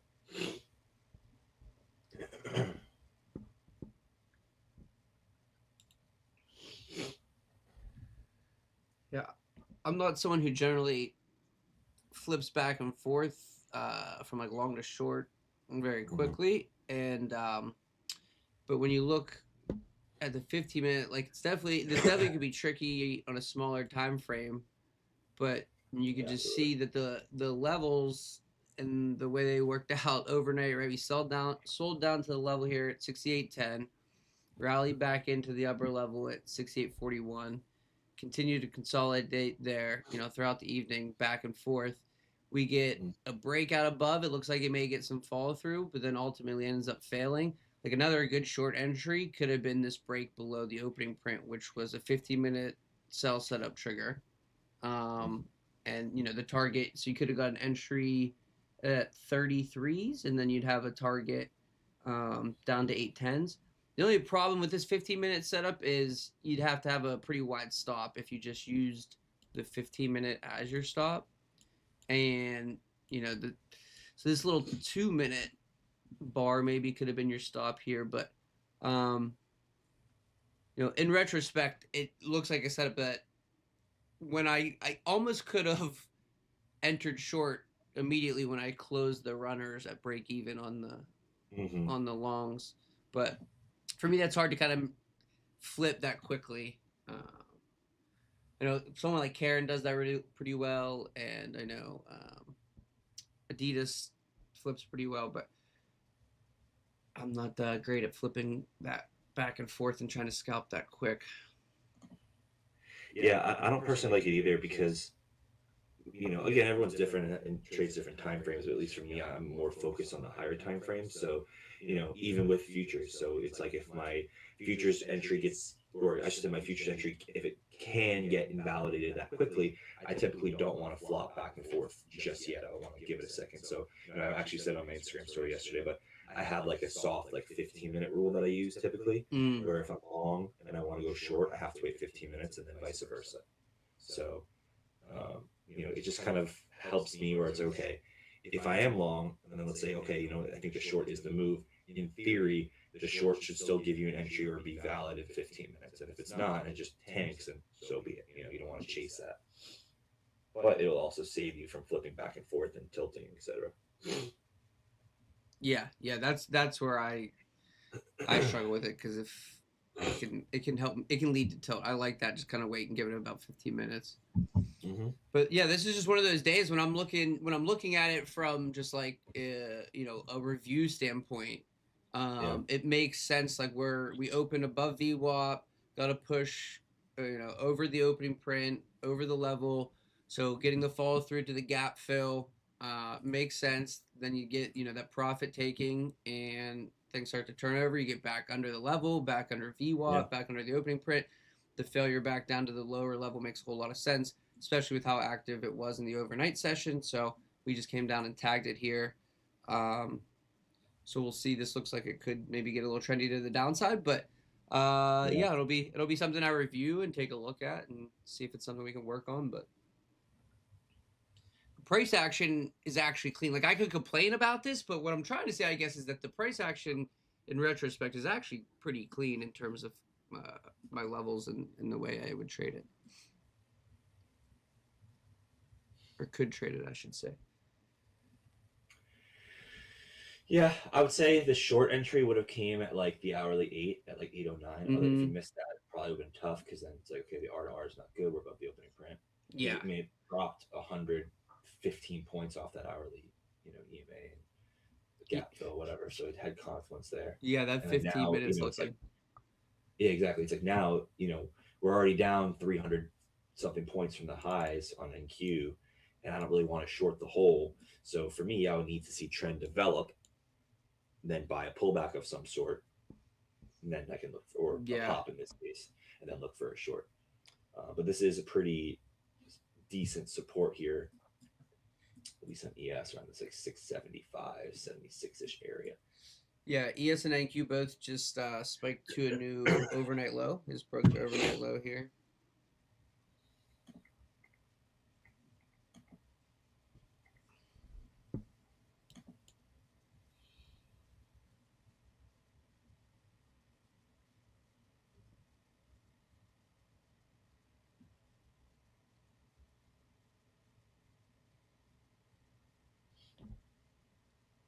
Yeah, if we don't like sweep these lows and then bounce back, I don't really have much optimism of longs for today. But again, we could sweep and bounce, so we'll see.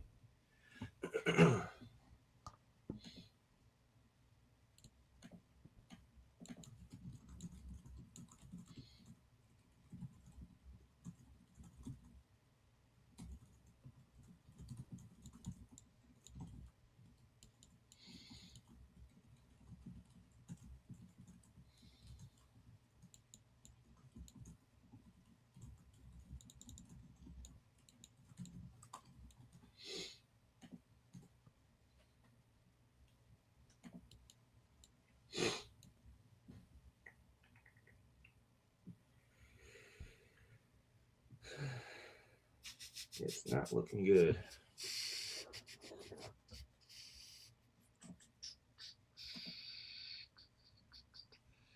Yeah, these you mentioned pre-market on NQ about first time the higher time frames are kind of getting that trend flip back down towards those tariff panic lows there. We're getting close. We're getting closer. I'm just taking a look. Yeah, we still got a little bit. If we get a weekly close, in my eyes, like a weekly close under like 589s on Qs, because right now we're like right at that monthly 8 EMA, which we can bounce from. But a weekly close under 589s that doesn't have crazy topping or bottoming tail or anything for a failure to go lower, that would be a weekly close under the monthly 8, and then, you know, underneath key levels, which could then potentially flip it to the downside. And then if that's the case, I would pretty much really not look for much long at any type of like tech name at all, really.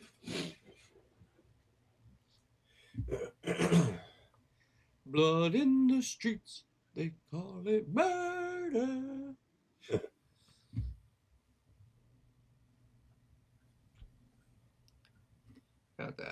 Got that sunburnt dry skin here. I'm got the itchy back. I need to get some lotion on me.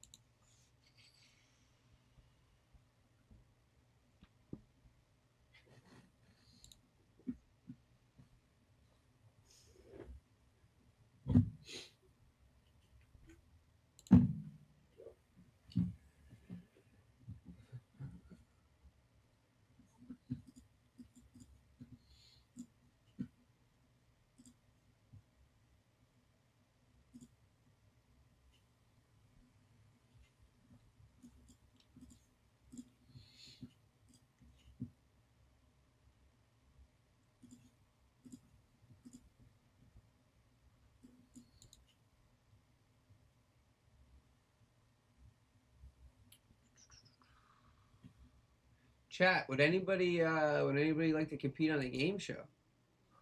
Can win yourself either, I think the prizes will be either 150K select account from Tradeify, or I don't know if it's, I forget their lightning funded, if they have a 25K or 50K.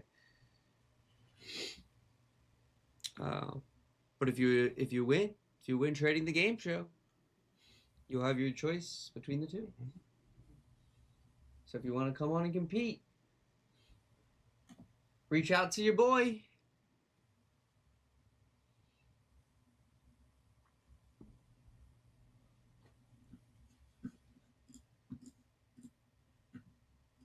Talking to you, Fought. I want to see you on here, man. I want to see you on here scalping, answering game show questions.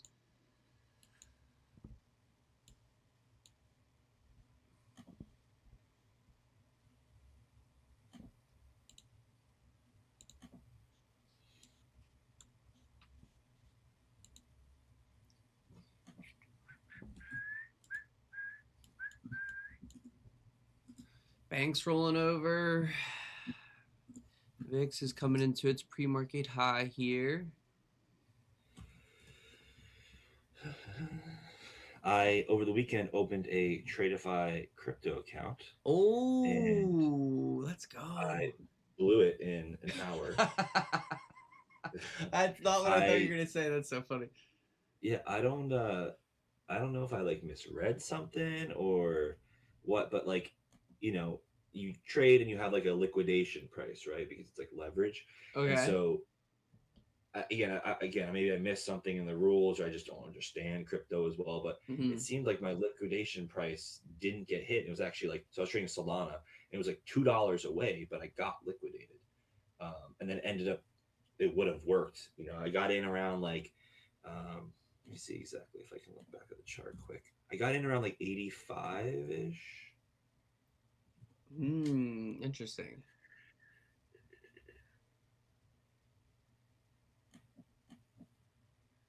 Because the other thing on crypto is, aren't the spreads potentially like pretty wide and yeah, so I got in around like 85.5. My target was like 87, which we actually front ran, and then it dipped. And then again, I'm just messing around. I don't really know what I'm doing. Yeah, and my liquidation price, I believe it said it was 81.1 or like 80.7. We got to 82. It's fives, it seems, and then it got liquidated. But I got liquidated before that. I got liquidated at like 83 something. So I don't really know. I don't know if the liquidation like moves with price or something. But what's the platform that you trade on with it? It's like DX Trader or something, I believe it was called. Oh, okay. I'm familiar with that. So does it actively show a spread on the chart while you're trading it? Not really. It's kind of a clunky platform, to be honest with you. I was just like enter the trade and just like watch it on my phone because I didn't really fully understand. But again, yeah, it's more just like testing the waters to see what it's like, kind of thing. Yeah, and again, I didn't think I was gonna get liquidated, but I did. So again, I don't know. Maybe as price drops, maybe the liquidation moves, and maybe it's like I don't know. Again, I haven't any of the crypto that I've done in the past, which I'm getting into now. Again, it was years ago, and as far as I understood, it was like you enter at one spot and you have like a stationary price where the liquidation hits if it gets hit. So I don't know. Yeah, I don't know that much about it. The only thing that maybe that I could really think of that would make sense would just be the spread changing or something like that. But yeah, maybe. I don't think it's too wide, but again, I just used to when I worked for a forex firm, you could trade cryptos, so I would mess around and trade crypto on there. But I think it almost had like the spread on the chart that was almost like that would like kind of move, like it almost always had the bid ask that showing in the price column. And they could change. It just would change based off like the time of the day and the liquidity, I guess. Just like any other spread would. But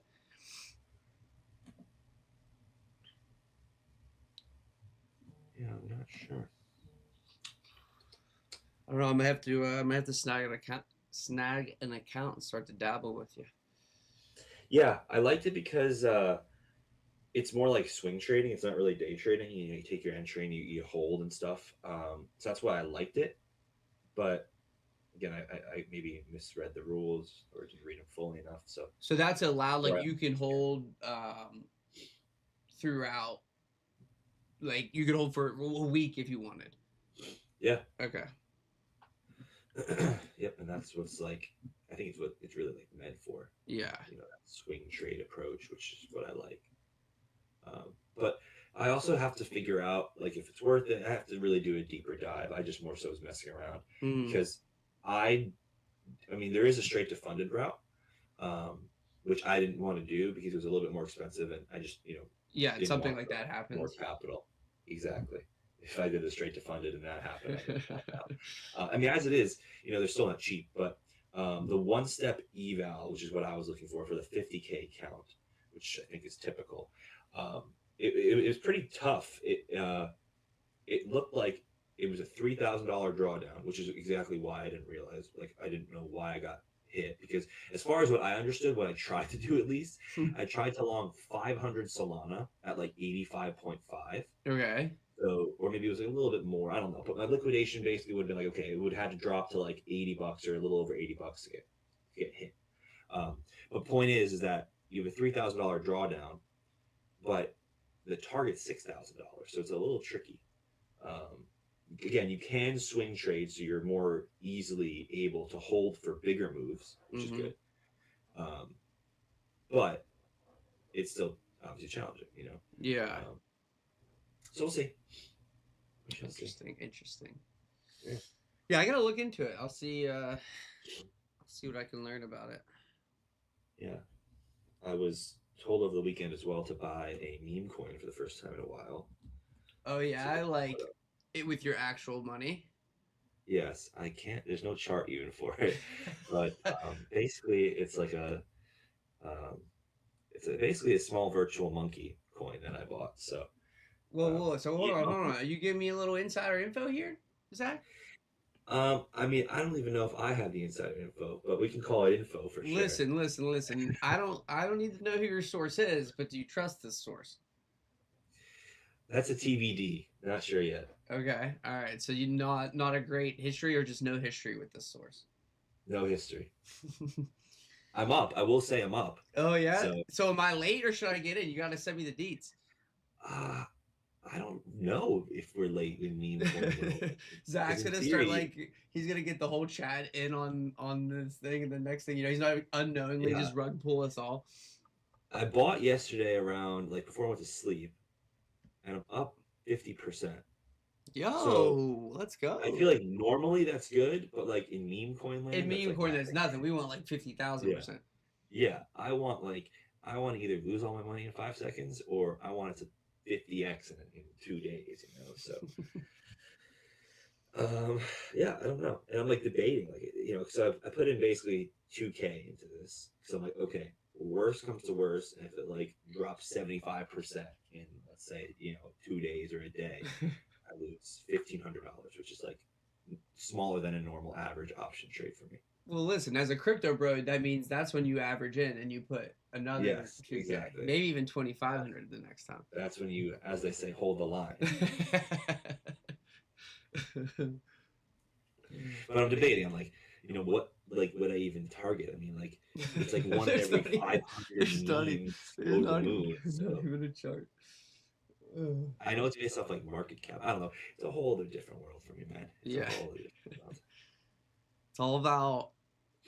Here's the thing. I do think I have some meme abilities, personally. So I feel like maybe I should get in on the meme coin craze, because I could get the hype going with the memes. Yeah, I mean, listen, I had a Linsanity meme run last year where I turned $1,000 in literally 6 hours to 6K. I just would buy a coin, sell a coin, buy a coin, and then after that, I'm okay, I'm gonna put in 1,000. So I took out 5K, and then whatever happens to the 1,000 happens, and then I ended up losing it over the next week. But since then, I haven't touched it. Listen, I need to know, was Linsanity just that's what you're calling your run, or were you trading the Linsanity coin? Oh no, that was my run. That was my run, because it just came out of nowhere. It was no business. Dude, I absolutely love that as a description. I don't even really follow basketball, but I totally get the reference. It's amazing. Mm-hmm. Yeah, and as a Knicks fan, I was at. It's actually crazy. I was actually at the game. I was at the game where he had his first big, heroic, entrance, and it was crazy. I literally remember it was yesterday. That's awesome. I remember we were making fun of him, who the hell is this guy? This is a NBA 2K creator player. We never heard of this guy before. Oh, he's a little Korean Ivy League school, I believe. So we were yeah, okay, Ivy League player. Oh, that's funny. Yeah, I have a sports moment for me is that I always remember that, because I've been seeing it all over social media. But Sidney Crosby, who is this Canadian, prodigy kid. When he came out, he was 18 years old. And his first game ever in his rookie season against a Canadian team was like so hyped up, especially in Canada. He's playing the Montreal Canadiens. Like his dad played goalie for them, like his childhood team growing up. And went to a shootout, and he scored a game-winning goal. The game-winning goal in a shootout, where just he had this sick move, but like goalies put their water bottles on the top of their net, and he like ripped his like back. And dude popped the water bottle, like launched it in space. It was the loudest I've ever heard an arena. Awesome. It was insane. That's awesome. Yeah, I used to, before they moved, I would go to the old Islanders arena in Long Island and the Coliseum, and it was so electric because it was so small. Yeah. Like, it would just get so loud. So whenever anything good happened, which was very debatable with the Islanders, they've been a little, they've had some of their moments. They had a couple good years. They had a couple good years. They did. But yeah, it was electric. Yeah, the atmosphere is awesome. Like those, being able to I was going to Penn's games during those back-to-back cup runs they had, and even the year before when they lost in the finals, and they started doing those like for hockey playoff games where they would do outdoor seating where people would just come and bring lawn chairs. They put a big outdoor screen up, and just the vibes in the city were just unbeatable. VIX futures here did pop a new high. You can tell our stance on how we think the market's going to be as we talk about everything. We haven't even mentioned the market in 20 minutes.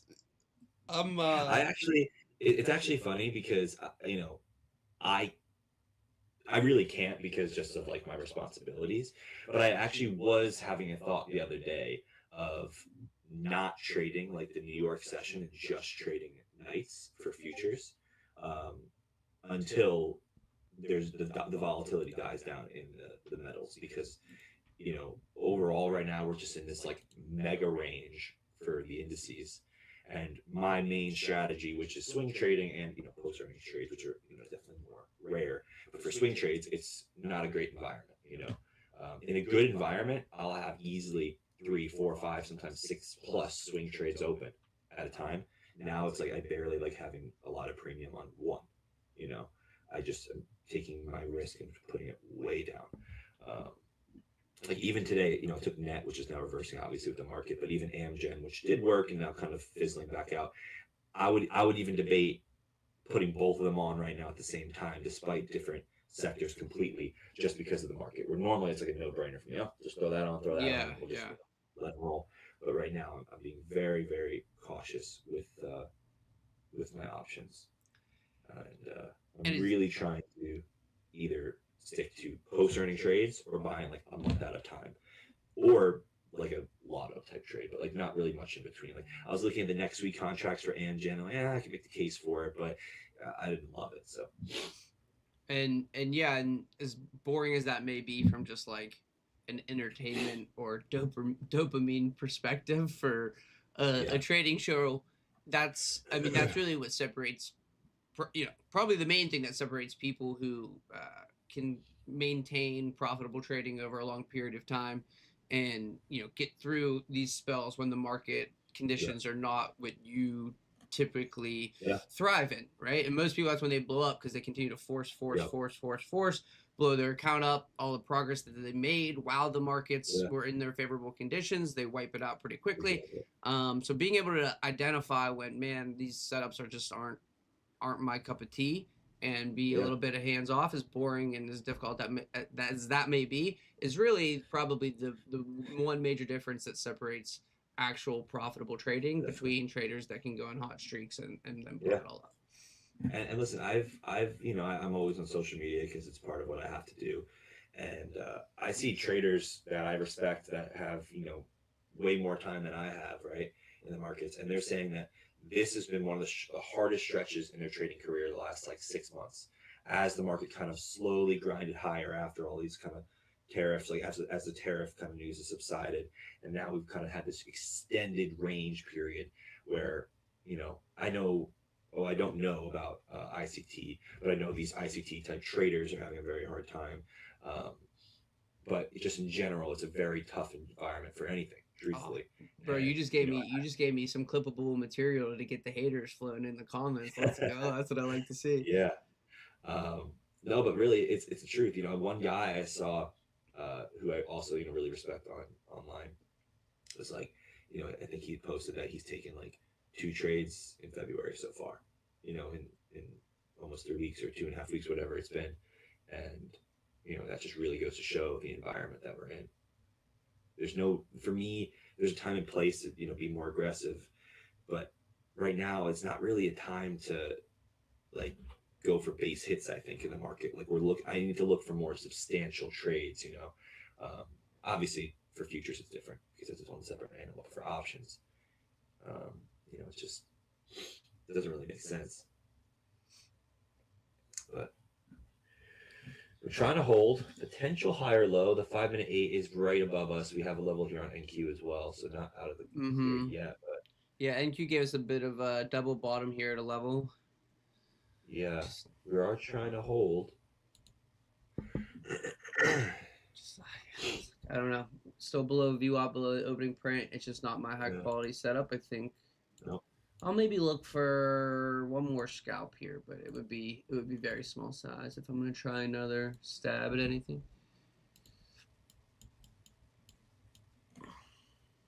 Still got about 15 minutes to the first hourly close. Yep. If we can get a close above opening print for the hourly close, I would say, I still don't know if it would be easy longs, but I would say that we have a shot to have the low in. But I would say hourly close sub 6,800 ES, sub 24 fives on NQ. I would say probably no longs the rest of the day. We are getting a little bit of a spike. I know on ES or NQ just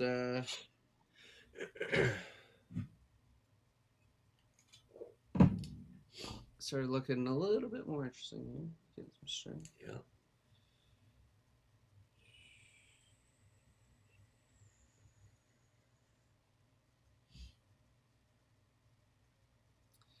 Your boy does love a good little squeezy, so squeezy lemon peasy.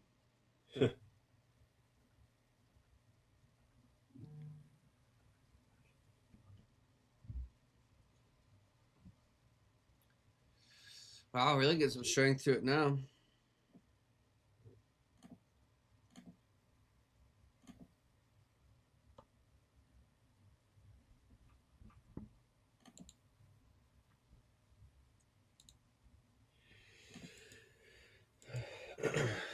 Like, for example, what I was saying before about like not really looking for like smaller trades, looking for more substantial moves, like the setup like Nevius that I was talking about prior. This is a setup that I think is one of the better looking setups in the whole market. So it's like I'd rather take a swing like this, or even with net, a swing like net, where we have this post earnings catalyst still. The daily 1, 2, 3, weekly's looking to flip, monthly's looking good with failure to go lower, right? We have all these kind of components put together where I'd rather take a swing like that. And if it fails after entry, so be it. Than trying to take something like, I don't love it, but it could work, and then end up taking an L anyway. It's kind of my thought process.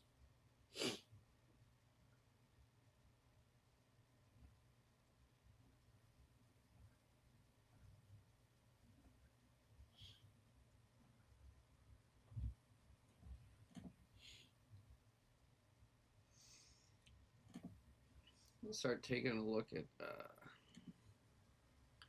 option pricing for just instead of putting any more risk on the futures W, just maybe look at a little bit of a very small sized or YOLO style trade here, since I don't love.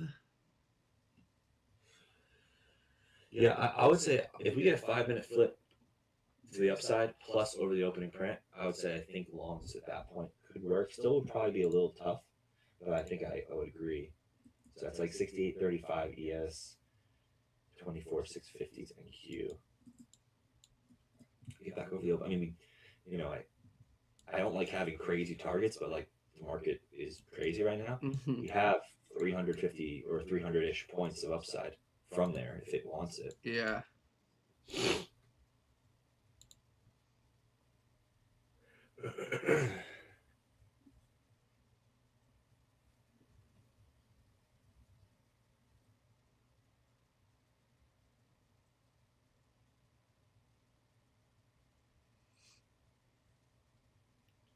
Seen a little resistance at VWAP here.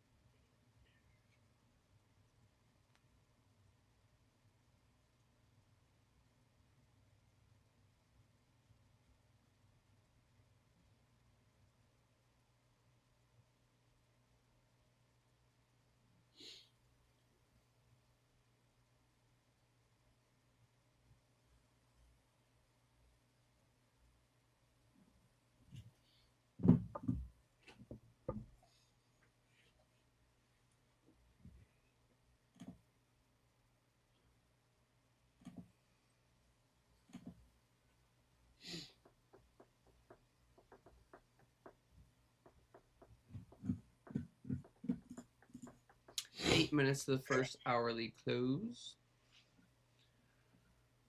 The VWAP projection getting a little stronger now.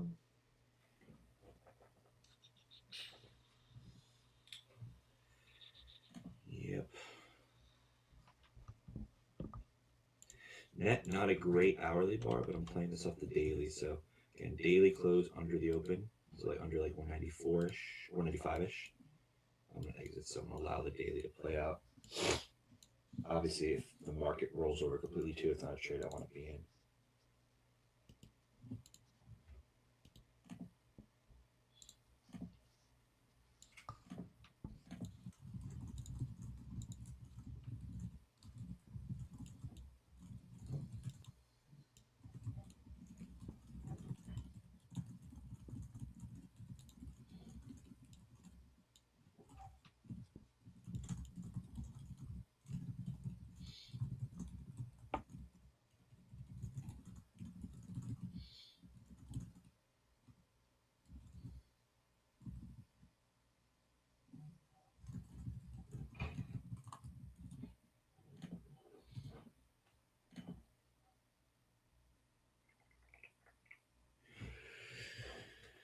So whenever I'm on Stock Dad's TV, it's always just like crap action.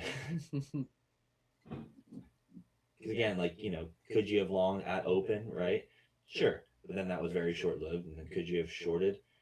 There was a spot, but then other than that, I think anything after that would have been a chase. And then, you know, even this last little pop we got, we just popped 100 points, but I don't think there was a justified long there. And now we're retracing back down 100 points, you know? Yeah. So. Yeah.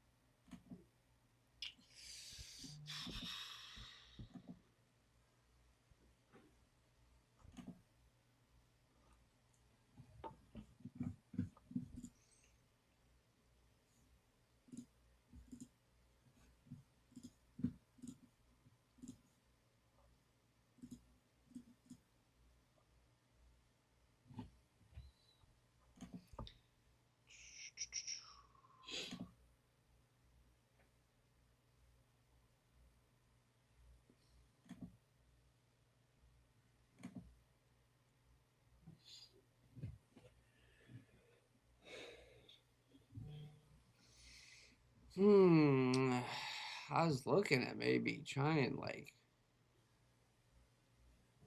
601 or 602 QQQ YOLO, but like literally putting, you know, 50, 60 or maybe $100 on the line, but and seeing if we just get rangy and head back towards Hyatt Day, but I don't know.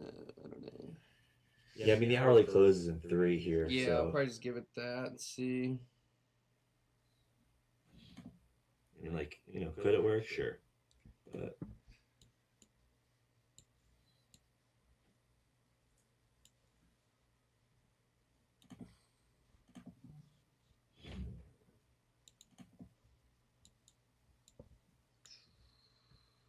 The trend definitely looks to be more down. VIX just made more new highs. That 15-minute looks like that could have been a little 15-minute pullback, and we may trigger another 15-minute sell here. So the downside definitely looks like the higher probability trade.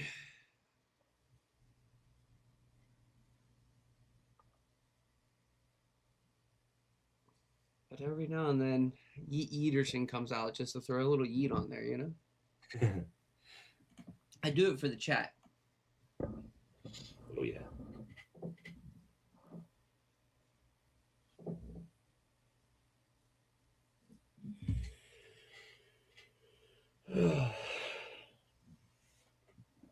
I said this, I think, maybe one of our first sessions of 2026 when, we were just kind of talking about the market and like we've just been range bound, and here we are like a month and a half later, still range bound, now towards the lower end of the range, but still range bound. And, the question that I said back then, which is still, very much valid right now, is what will it take to get us out of this range? What, and it could be to the downside, at this point, like that's what it's looking like. But like, what will it take? Will it be an event? Will it just be like the amount of time we spent consolidating kind of at these highs and just no follow through leading to the sell? What will it take? And at this point, obviously, I don't love shorting, especially for swinging. I don't really love that unless like all the time frames are pointed down, like 2022. But I kind of just want us to break down to get it over with, just so we can kind of start working our way back up, because this range is just brutal.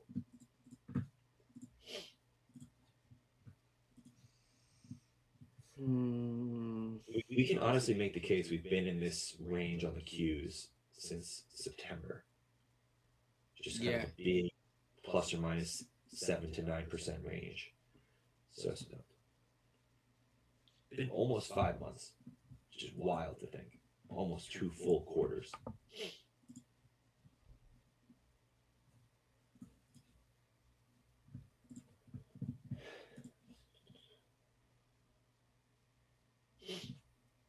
Because we had a quick little spike where we went underneath 590 for like a day and then spiked right back up. But other than that, it's just been 590 to 640. Or it's not even 640, like 635. So it's been a $45 range for 6 months. Or 5 months, I should say.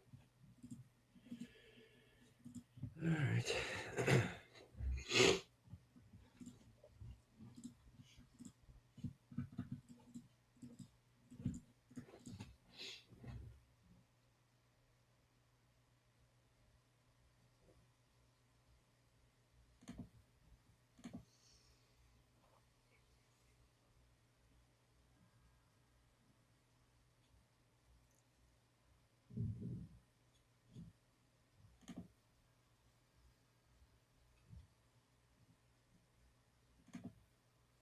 All right, that's the hourly close.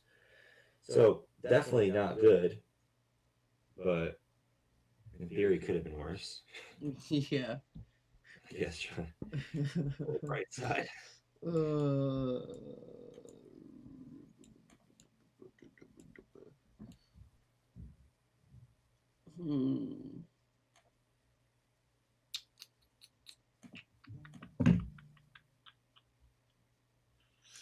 Yeah, it doesn't. Looks like the 15-minute sell is going to trigger. Yeah, I mean, at this point, I would say, well, SPY and ES do kind of have some more levels. NQ doesn't necessarily, but I would say under like 675.7, so about like 670.87s or so on ES which again is still kind of a ways away, but underneath that, we can get that extended sell to the downside, where I don't really have anything on NQES for a while. So I'm hoping we don't get. So I probably have to close my swing. But yeah, it's had the 15-minute trigger there. Yeah.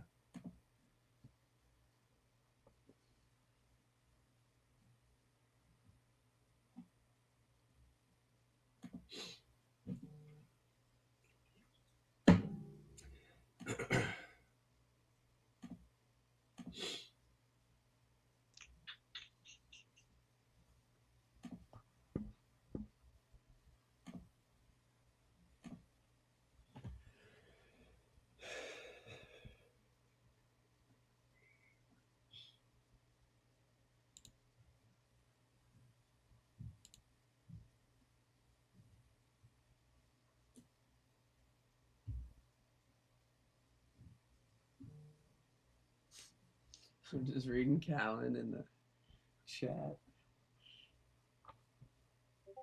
Buying 100 shares of the penny stock.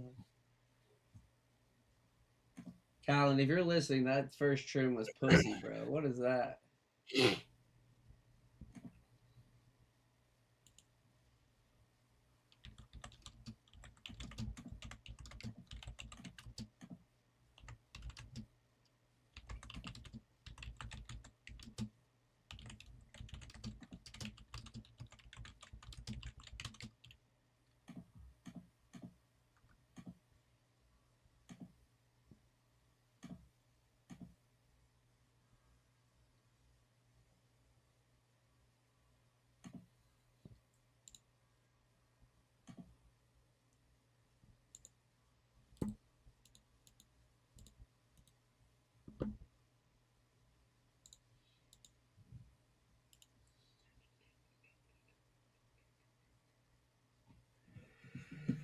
So Dow made new lows there. Russell made new lows there.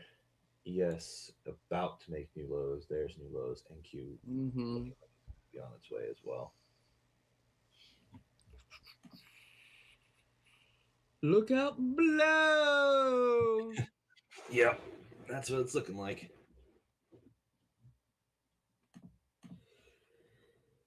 That's what it's looking like.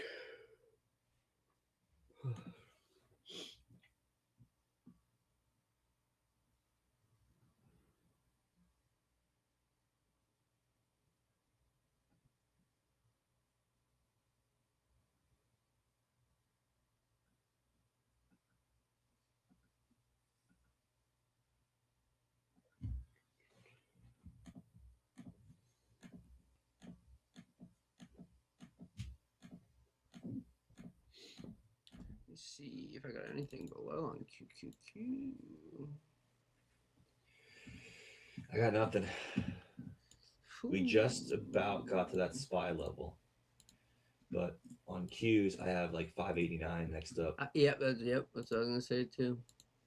Yeah. And then under that's 583. So again, we have a lot of room if we want it. We are now underneath last week low, so by definition we are triggering the weekly 1, 2, 3 to the downside. Only thing to quote stop us would be some type of sweep and pop higher. So that's why for me, I would want to see ES underneath this little level for any shorts. Because again, NQ has 200 plus points. So I'm willing to, make the range instead of 200 points, 130 points, and wait for that ES.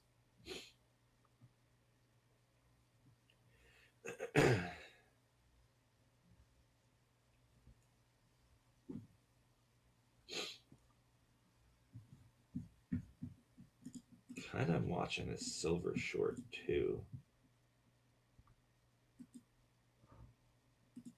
It's a little bit wide stop though. Gold's a bit better.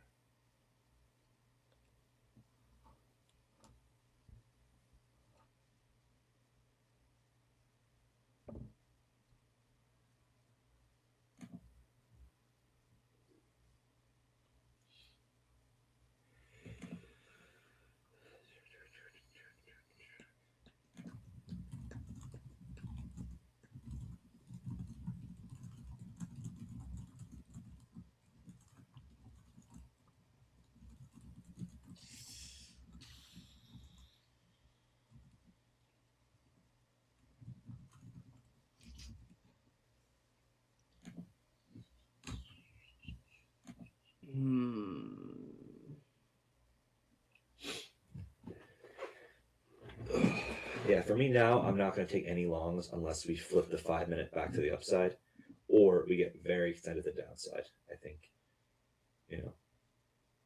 Other than that, I don't know if I want to short just yet, but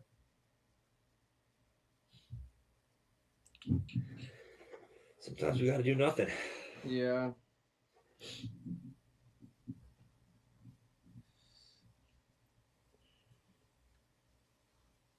Unfortunately, Eaterson, for some reason, in the back of my head, keeps going, fuck it, we ball. And telling me to I throw mean, on listen, a YOLO. if you're in the camp of we sweep last week low and then moon, this is the spot. Yeah. You know. Here's what I'm doing, chat. Throwing on 4 602 strikes, which is the QQQ high in the day. So they go to 0. That's basically $100. And we're 0 to or hero. But if it gets to 612, you make thousands of dollars. Yes, sir. So that's what we did. We threw on a 4 602s. Fuck it, we ball, chat. We're in this together. I know you too, swear jar. There's $4 in swear jar too. This added me an extra $4. This is mostly for entertainment purposes to keep me entertained for the next hour. Yes, that'll also keep me entertained. It's because if we get to high of day, that means my swing is good. Not the sleep and pop. If we were wanting to squeeze. When you meant pop, you meant to the downside. Right? Let's go. I need Callan to get in shorts. Oh, this is tough.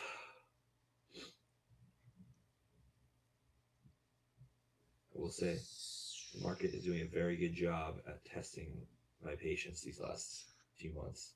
Let's go here, baby. Give us the squeezerooski. Squeezerooski. I'm feeling a 300.5 minute candle coming. Oh, I like that. I like the way you think. Feel that? I don't like VIX. It might be to the downside. Yeah, VIX just pumping higher. Fortunately, it might be the wrong way. Let's see what's VIX at. Chat, I'm gonna have to start a GoFundMe for this $100, chat.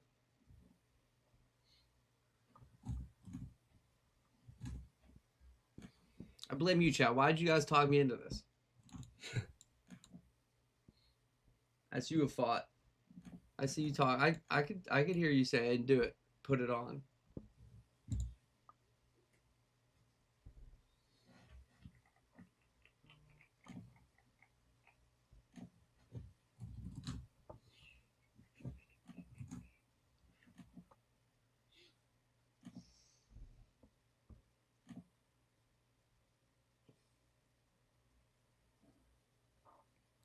And the headphone combo hurts my ears. I was on vacation for a week. I lost my calluses. I've been out of this game too long.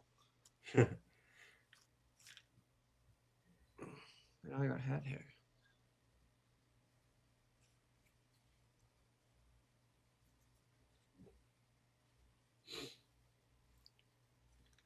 That's right, baby. Them Bulls, we ain't giving up.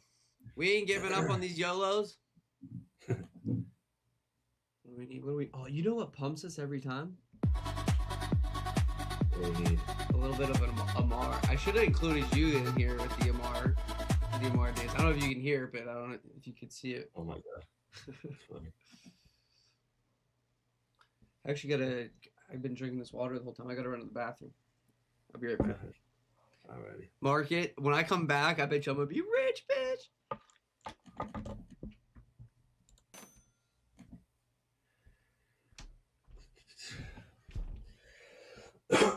Well, I am bored. VNet, no dice. AMGN, we can't take entry. Net took it, failed. Nebius, not yet. APH, not looking good. Therefore, I have nothing to do.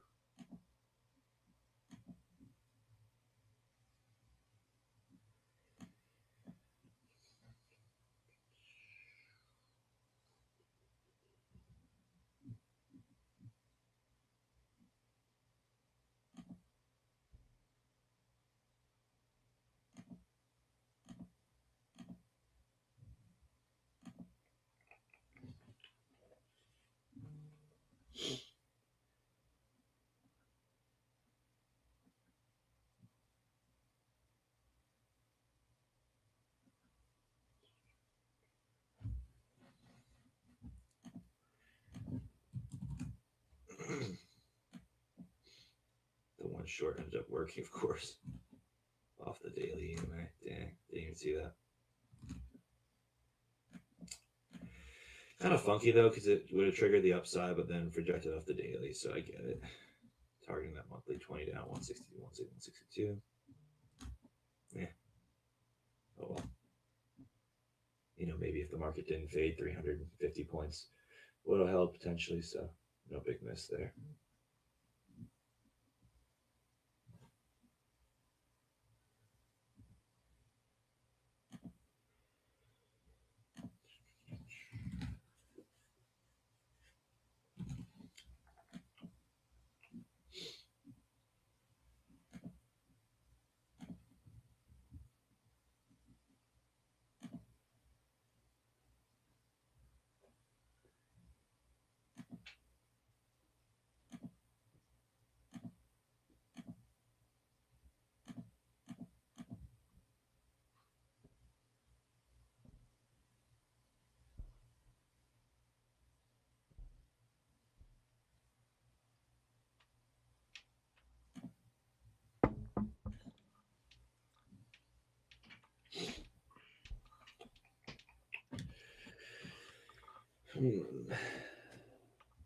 The Dow, I think, is the only one to make a new low there. The SPY basically hit my level at 675.75. We're still hanging on by a thread here, huh? Yes, the smallest thread I've ever seen.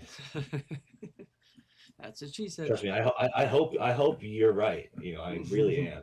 I'm just joking, but I'm just looking right now. No. I agree with you. This is a small thread here. This listen, trade was against all of my standards for trading. Like, does it check the boxes? It's like if I went through my rolls, it'd be like, no. All right, YOLO the other way.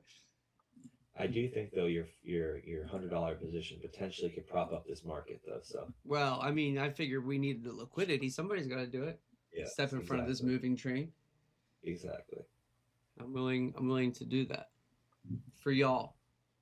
But if I lose, I'll be posting my GoFundMe link, and y'all better have my back. Yeah, if you like really zoom out, this is like one of the largest, relatively speaking, tight ranges on QQQ that like we've ever had, as far as like the weekly perspective. Okay.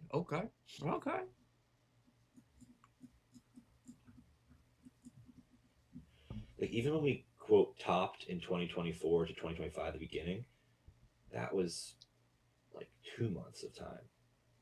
Maybe call it 2.5 months. This is like double that. Another long period, or relatively long period, was February of 2024. That went sideways for like 2 months before then dipping and then ripping. We had a bull flag in 2023. Yeah, I mean, this really is wild. Unprecedented times in the market. Yeah. Even when we like topped for the bear market of 2022, we went sideways for basically just 2 months there. So this length of sideways is just really wild. And I read a crazy stat. Let's see if I can find it.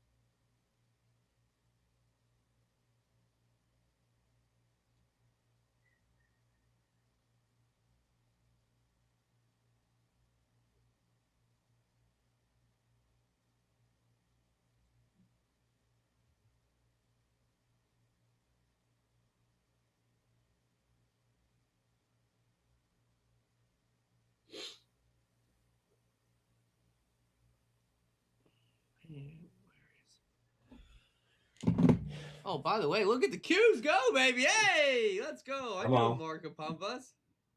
Come on. Hey, we're up $10. $10. We're up 40 bucks. We're up 40 bucks. Damn. We're getting close to retirement. We're holding for the moon, baby. Send it.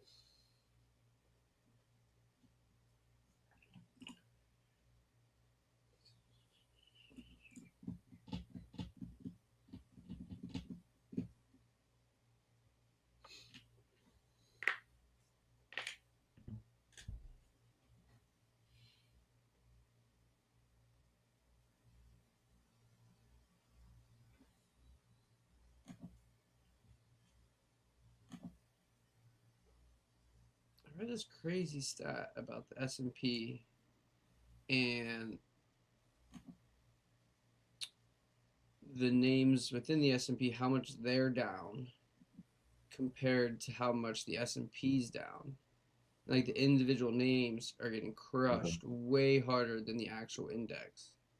Yeah, that's also what happened. Kind of like in the fall of last year, we were just when we started kind of going range bound, a lot of these growth names getting crushed. Like names like Microsoft, Meta, Amazon, Tesla. These names are already down 10 to 20% plus from their all-time high peak. While the S&P is just down a couple percent, and that's like the whole thing where, do you believe that the S&P will continue to correct, 6 to 10% more, like a lot of people think, which would make you think, okay, where are these other stocks headed? Or do you think because the carnage has already been done to the individual names, we have a better shot of holding? That's what we got to see. Mm. Like let's see Microsoft, right? Right now trading currently 397s. The highs from the fall were around 555s. So down about 160 bucks, 20-ish percent. Amazon just recently dipped, but from the highs down 20%, 250-ish to 200. Apple is probably the strongest name, but still down about 10%. Tesla down about 20% from the highs. Meta, down about 170, so about 20%-ish. Nvidia has been going range bound for a while now, since like last July. But even Nvidia down over 15% from the highs, so we'll see. Like you got growth names like PLTR down 35%. Name like Hood's down 55%, 50%. So we'll see.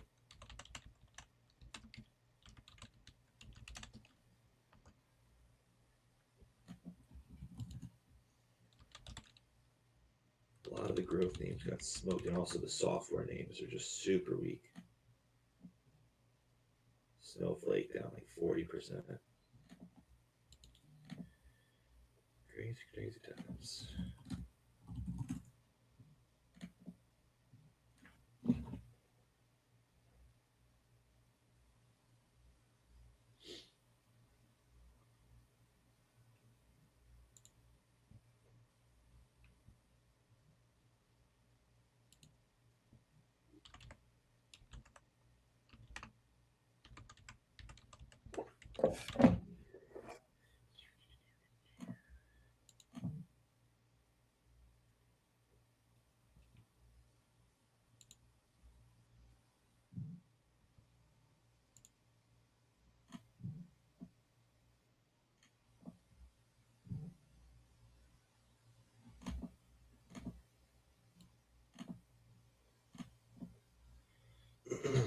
Hey, let's go. QQQ.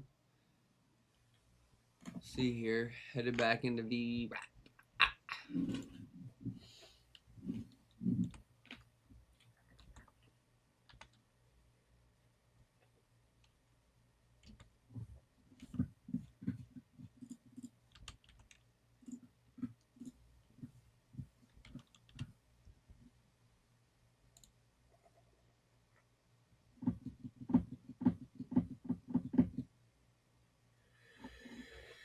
I think it's me. I think it's just if I come on SDtv, we just get crappy action. Yeah, you know, I didn't want to say it. I didn't want to say it.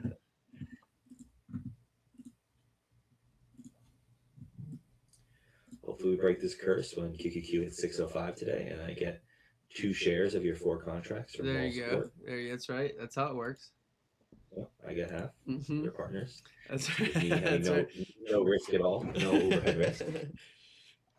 Hey, listen, when this goes to the moon and what are you in ANET? The ANET swings also go to the moon. I get half of that, right? I think because I called for a 300.5-minute candle.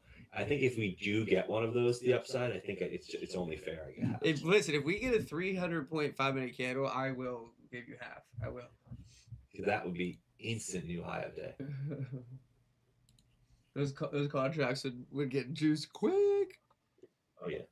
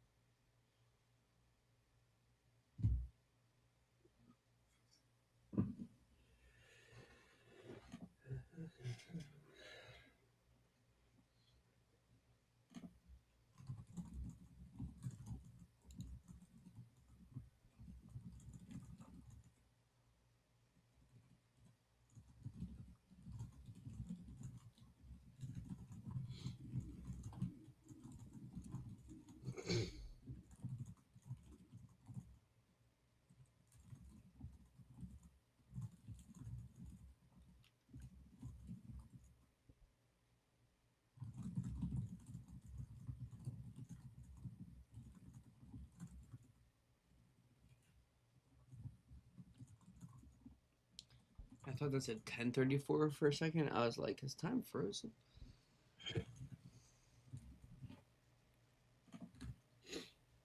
I just posted in the Discord, but I'll say it out loud again. I just said, other than I have the net swing open, I'm not going to enter any other swings because I really like this Nevius setup, and the daily's flashing this flip right now. So I basically said I don't want to box myself out of any of any type of trade in here because I have too much premium. Let's just say I still am holding net. I add an Amgen, maybe something else, right? I don't want to have too much premium on where I second guess taking this. So I'm going to say, I'm going to keep it strict here. I'm going to say no new setup other than Nevius end of day, which again we may not even take today, but I want to at least leave that open because I'd rather, like I said, take this, swing and miss, and the setup fail or flip back down, right? And then take something else and not take this because I have too much premium. So that's my plan.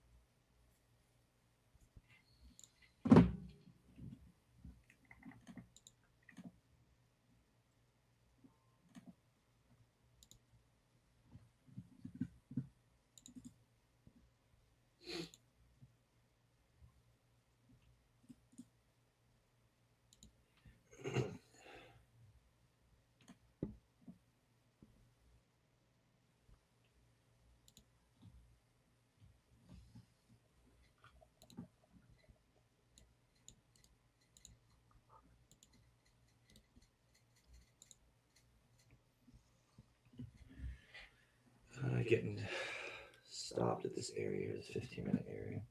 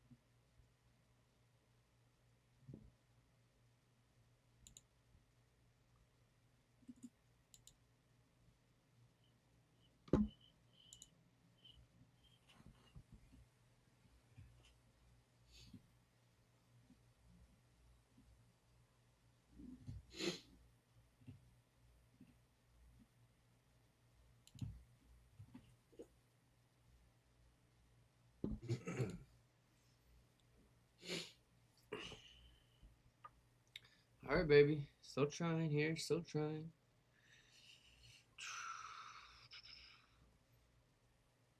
This is gonna be just walk away for the day and let her work or not. Yeah.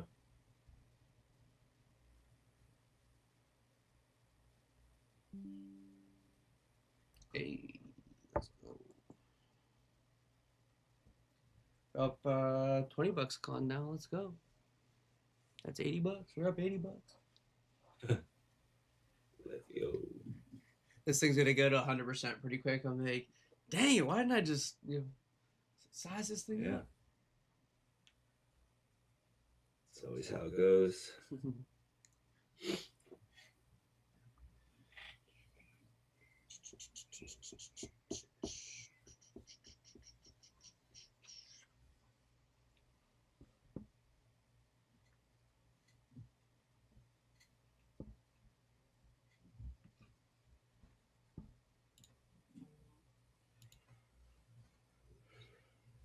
Thank you. QQQ getting above VWAP here. The Q's opening print is at 598.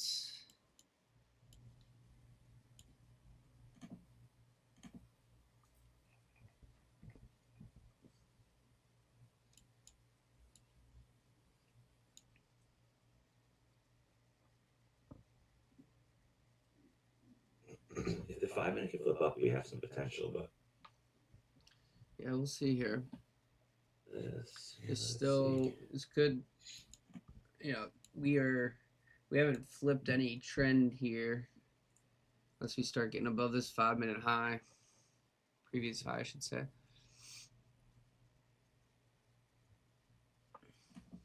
You know you want it.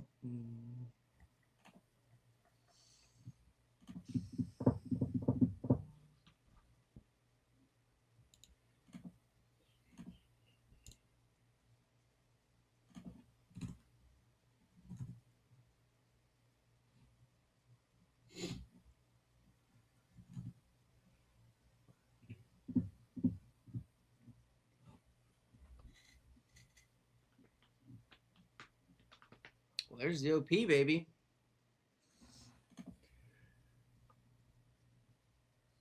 I would love for nothing more than a last week low sweep. That would be freaking awesome. 1, 2, We're over 100% here now.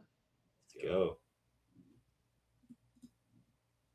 Let's go, baby. Cons are at 65.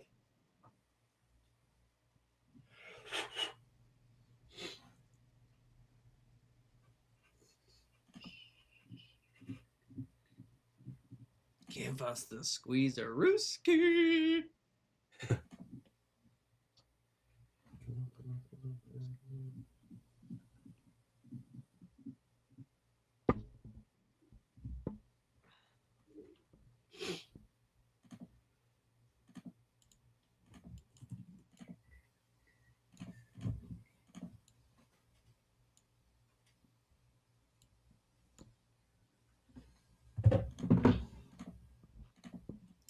Baby, let's go. Get back over the open here.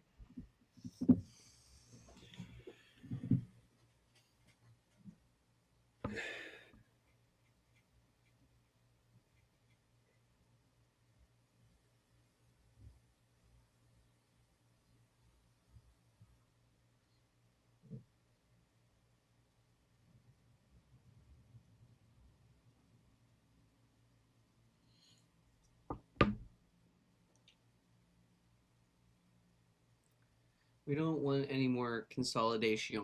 We just want you to go straight to the moon. There's this thing that they like to call time decay. We're trying to get there quickly. All gas, no brakes. With that movement. What's up? So I'm with that. Yeah. No consolidation, just send it. Just send it, baby.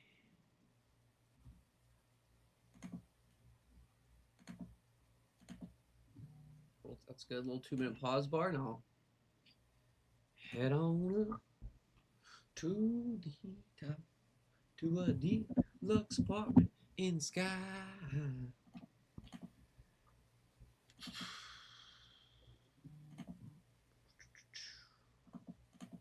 The level on the queues from Friday is all the way up at 605.50s. I do normally mark like these little end of day levels here, which technically speaking, there would be one at 600.89s. Mm-hmm. We'll see. We couldn't get. It's also like right where that hourly 8 EMA is as well. Mhm. I think we've talked about this before, but I don't mark those because what I typically find is that like a higher time frame EMA will be there. Yeah, we did. So, like, yeah. Yeah. So like in theory, if you look at my screen, like I'm gonna mark it in like a dotted line. So like 600.9 or whatever this is, that's pretty much where the hourly 8 is. Yeah, it's like exactly. So, yeah. But yeah, that's usually find that there's confluence like that. So that's why I just stop marking them, unless we have like nothing to work off of. Yeah. Yeah, you have the gap fill there. The gap fill is right around. I mean, on Q's it was 601.78. So we'll see. We initially kind of rejected that, like he said, the 8 EMA and the gap fill area here. But if we can get back up there and get above it, we got some room. We've got some room.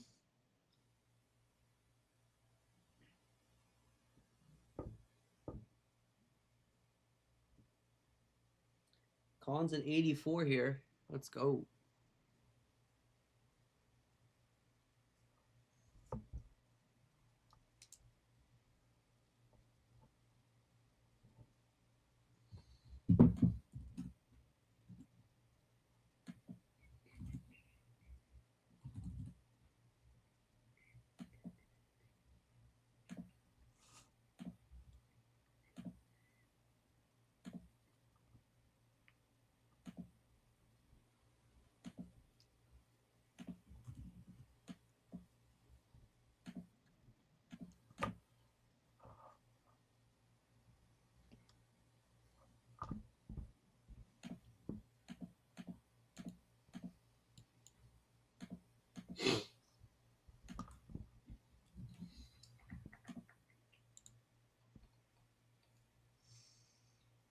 Hey, let's go. 200%. Michael, let's go, baby. I just saw your chat. Bangers. Oh, let's go. LATSGO. I'm very excited to get my 2 contracts for free. We need that 500 point or that 300 point 500 candle. Oh, we're getting it. Don't worry. Once we squeeze out of this bad boy, let's see where We got like a 250 point 45-minute candle. I'm gonna start using the 45-minute chart now. That's like under you gotta have to go to custom time frames. Yes. You probably could make some waves on as like as a trade influencer with content about the 45-minute chart. Oh yeah. I don't think I've ever heard anyone talk about it.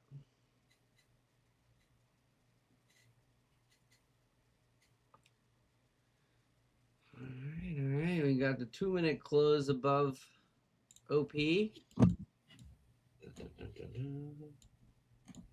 Let's keep it going.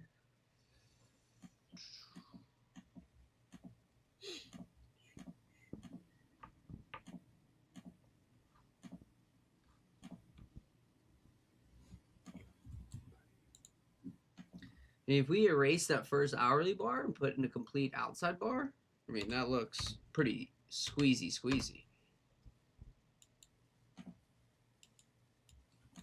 If we get above intraday high. The level on NQ is at 24,955.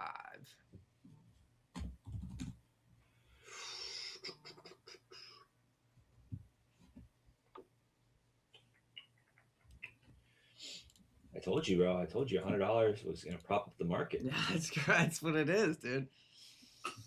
Everyone's scared to throw on that risk, but not me, bro. I just toss it on there. I just toss it on. I'm like, man, I got you. Money ain't no thing but a chicken wing, you know what I'm saying?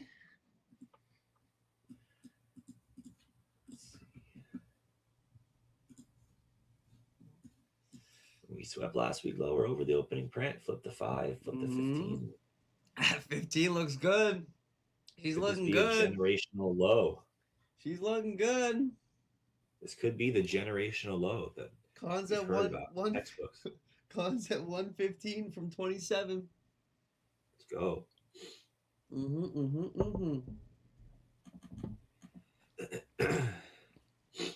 We're batting 2 for 2 today, chat. Let's go. Let's go.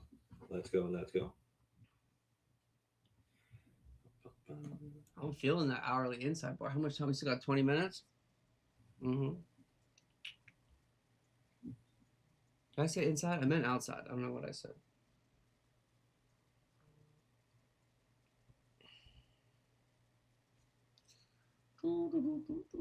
Chat, we're going to be hanging out for about another 20 minuets. And we'll grab a little lunch. Aaron will be back on for the nooner. Let's go. Michael Eaton with the 200%.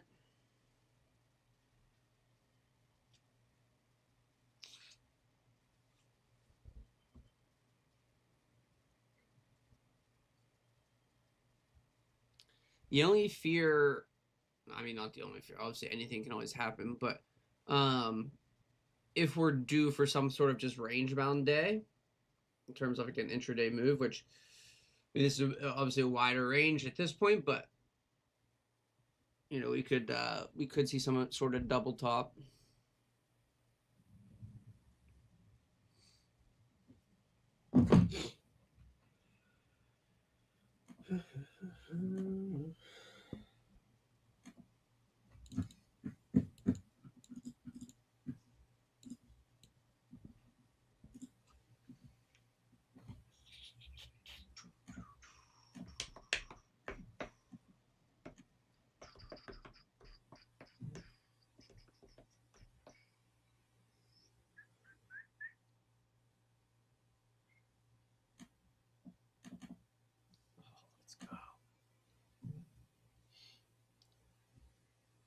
Lunches hit 140.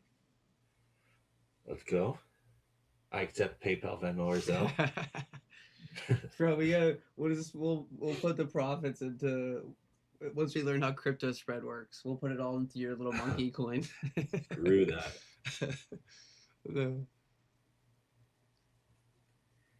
Bro, do you think NFTs are ever making a comeback?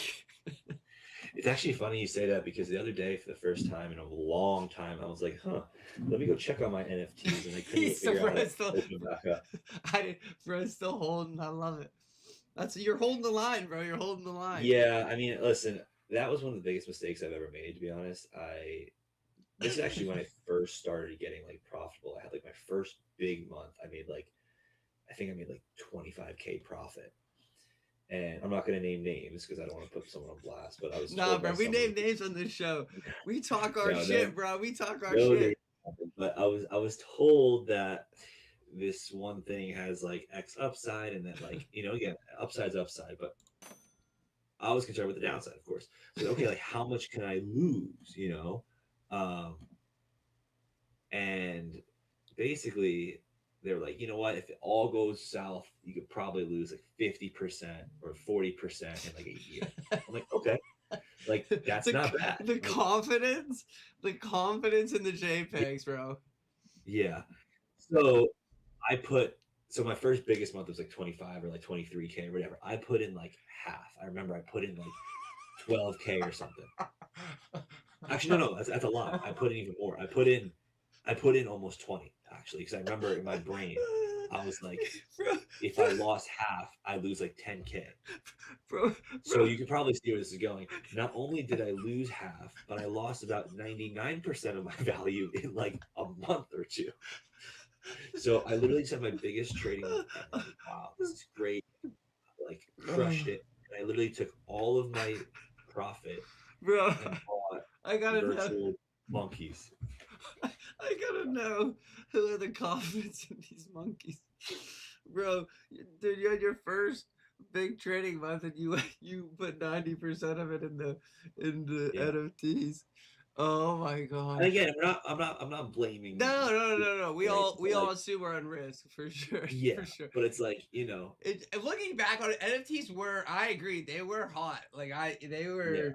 I was Gary V And had like, me fired up. I can't even lie. Gary yeah, V and had like me here's the fired thing, up. right? I wasn't like full to Jen. I'm like, hey, like if this does go south, like what's the risk looking like, right? I was trying to be somewhat rational.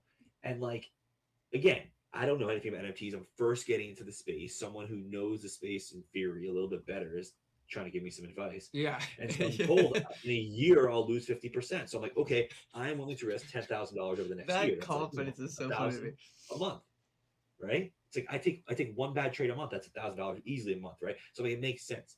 But then like when I see my entire hard earned like best month ever go down the drain in like 40 days, I'm like, oh, like what now? Oh man. So at this Yeah, point, really. once you said it went down to 99, you're just still holding them? Oh yeah. I mean, I have no idea what they're worth. I can't even access like OpenSea is like the platform. I don't Yeah. even have access to it. It's telling me like if I try one more time, it's gonna like log me out, and I don't know the backup Bro, code. So here's what's gonna happen. The NFT market is gonna have the craziest bounce back of all time. Your NFTs yeah, are gonna go to like 500,000 piece, and you're gonna be yeah, like the Bitcoin guy with the I wallet will that be the had Bitcoin like guy. hundreds of millions of dollars locked out. Oh That's my. literally going to be me. Absolutely. Yeah, and then somebody from OpenSea will recover them, and just OpenSea Yeah. will keep them for their own. Oh, dude, that's so funny. Yeah, but Gary Vee was getting me fired up on them, and I actually do like. I've heard some strong use cases for them.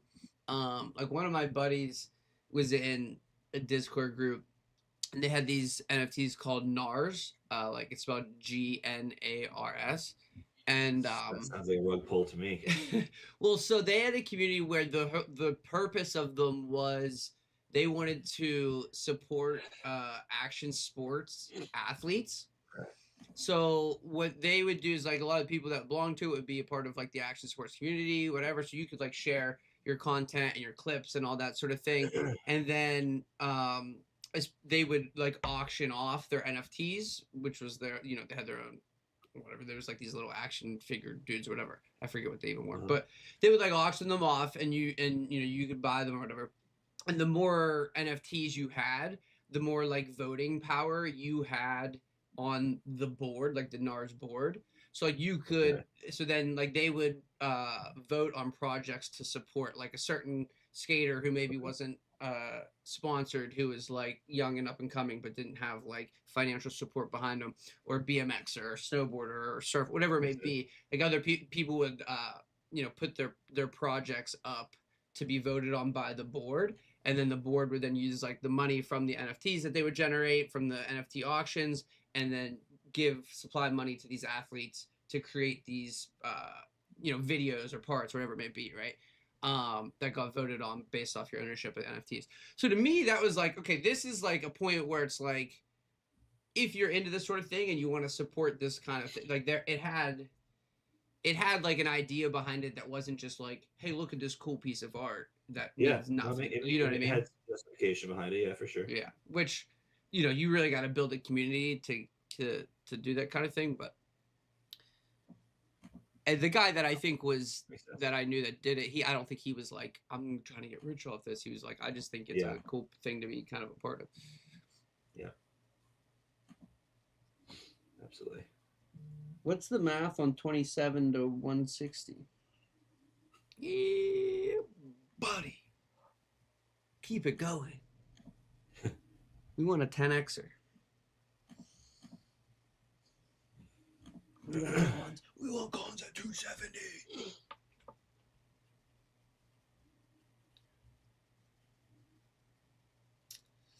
After I sell these cons at 270, I'm gonna sell a course sponsored by, crap, I forget the real estate guy's name. Who's the 10x guy? I forget. You guys know what I'm talking about. Real estate guy. Oh man, why can't I think of his name? Anywho, I'm gonna get him to sponsor my 10x options course. New highs on ES there in the intraday.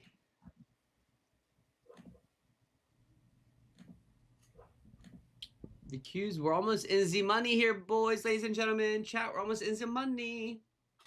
Send it.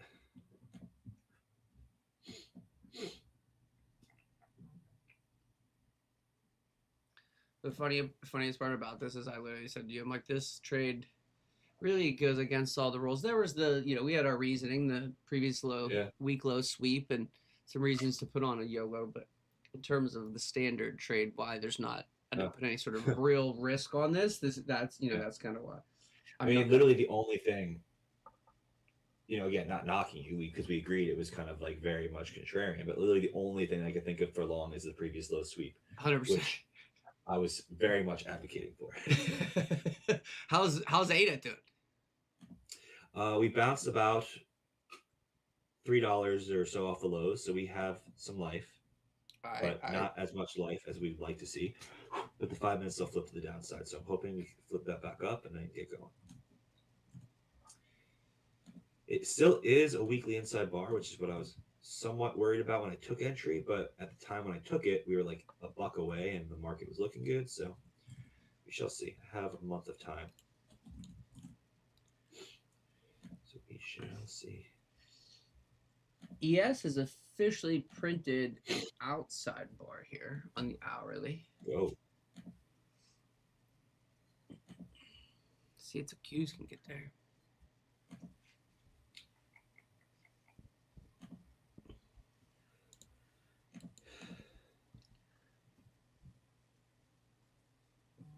So we had a big sell. What was that, Thursday?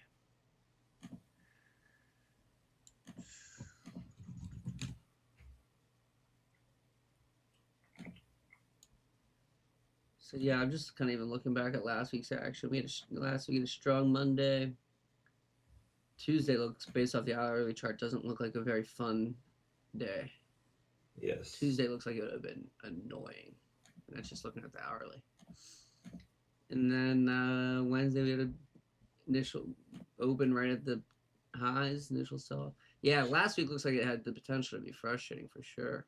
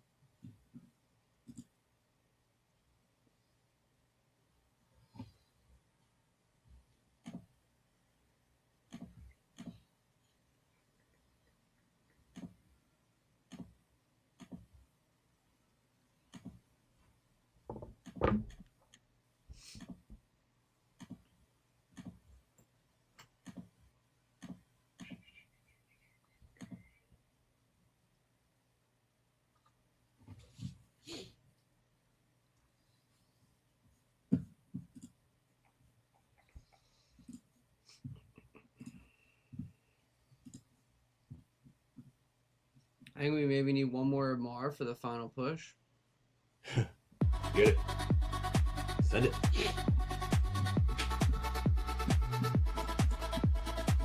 We need for the new highs. And just like magic, watch it.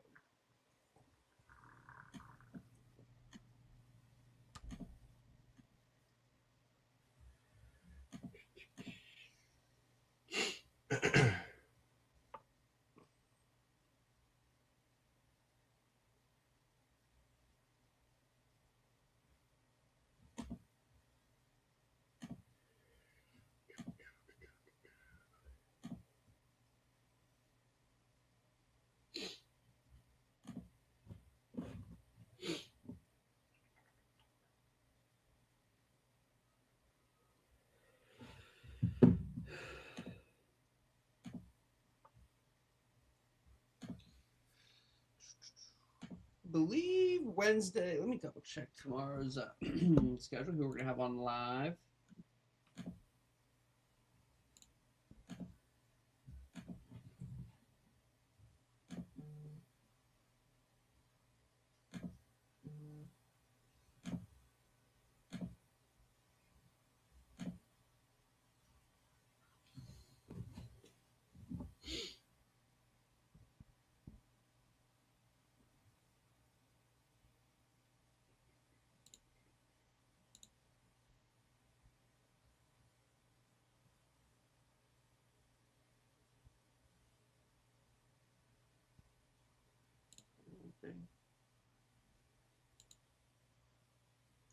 Yes, we'll have Amar and Karen on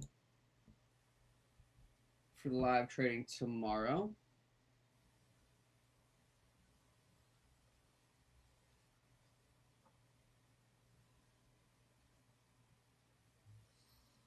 Mm-hmm.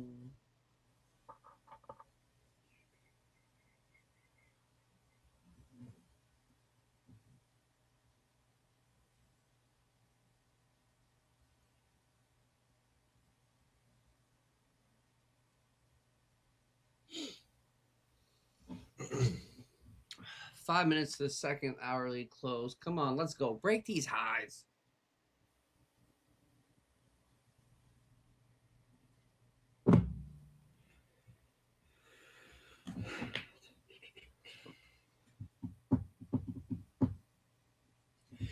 I have to go to the bathroom and we're running up on time, so I'm gonna head out here. Yeah, you're good, Jim. Good day for you, slow day for me, but overall, that means a win for me. So. Yeah, for sure. For sure. Have a good rest of the day, guys. All right, man. You too. We'll talk to you later. I'll catch you guys. All right, man. See you later. Bye-bye.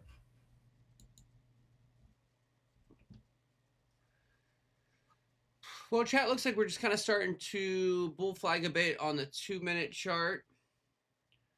15-minute close looks good. 5-minute, looks fine, looks good. VIX is right at its low. Really, the only fear right now for this to fail and not get any more follow through would just be, the range day action where NQ kind of double tops here and the VIX double bottoms here. But if the VIX can break these lows and continue lower, we should see the Qs break these highs and get a little bit of follow through. Like I said, the actual target on this, if we break these highs, I mean, cons will be probably from 27 to probably close. If we break these highs, my guess would be somewhere around $2 a contract. At that point, I'll probably take 1 or 2 off, to be honest with you.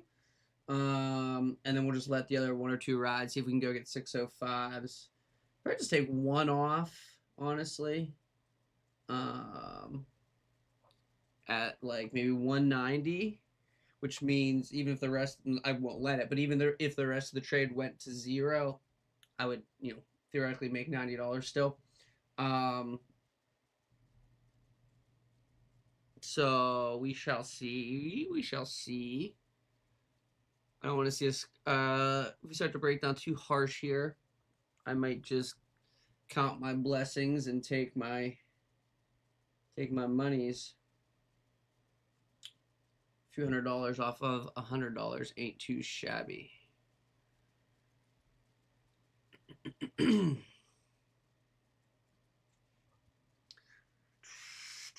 All right, a little spike lower here. Let's see this hold. Hold the line, baby. Hold the line.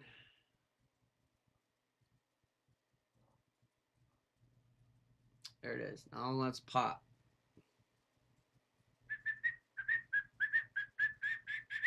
Pop these highs.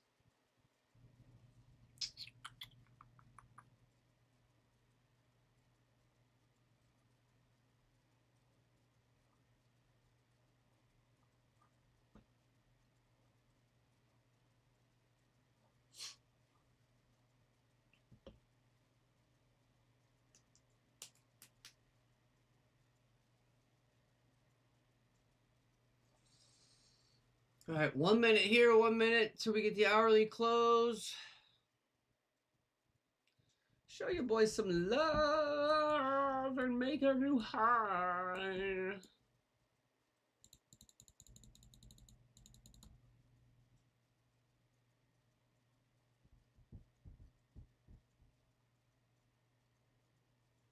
Don't do it.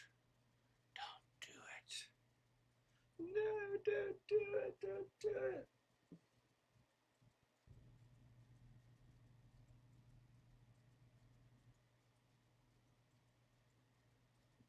Hmm.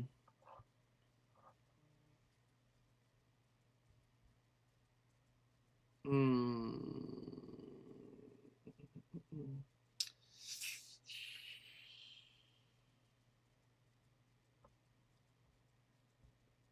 I'm getting a little nervous here that we're just gonna get this rangy day here. I was hoping for a little bit of a stronger close without the upper wick on the hourly bar here. And Q was unable to get above its previous hourly high. I mean, this chart obviously has room to make a little pullback here on the smaller time frames and then continue higher. I just don't know how much room I want to give it. Cons are down to about $92 here. So I'm just going to give it a couple minutes. If it starts to pull back a little harder, I might just take my money and run. But I'm going to step away and grab something for lunch real quick. We'll be back on at 12 o'clock Eastern for the Nooner with Aaron. So make sure you guys are back for that. I hope everybody had a good trading day, was able to take advantage of some moves, and we had a bit of a there's opportunity there, right? We had the initial move up, we caught that. I missed the short on the way down, but then we kind of got lucky on the bounce here with a YOLO. So hopefully everybody stayed safe and had a solid trading day. Thank you guys for tuning in, and we will be back for the Nooner. So don't go anywhere, anybody. See you guys soon.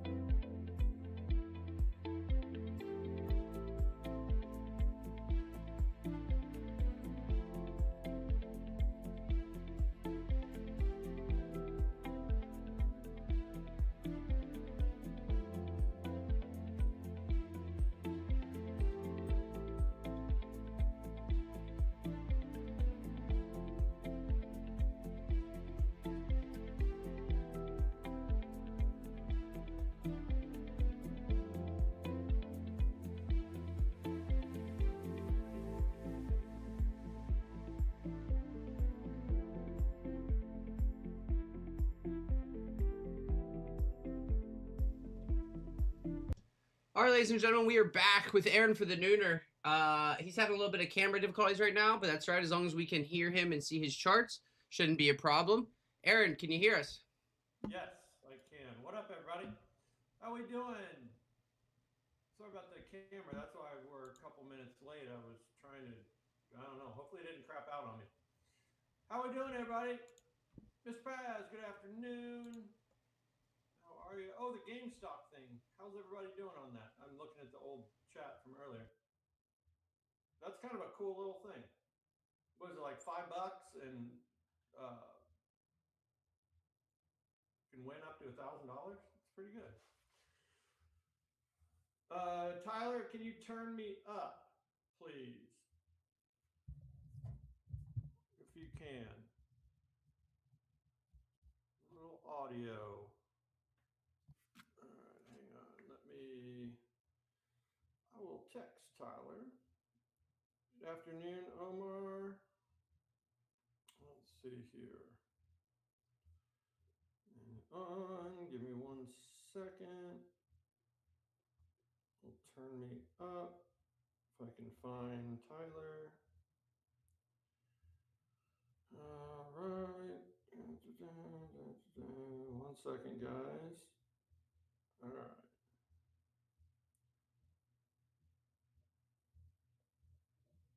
All right.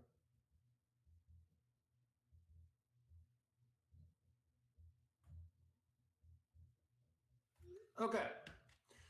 All right. So hopefully we can. Okay. Tyler got it. He's going to turn me up. Let me know, guys, when you can hear me a little bit better. I just turned it up. How's that? I just turned it up a little bit. How's that? Is that better, everybody? Hello, hello. Everybody? Anybody? Gonna have to let me know.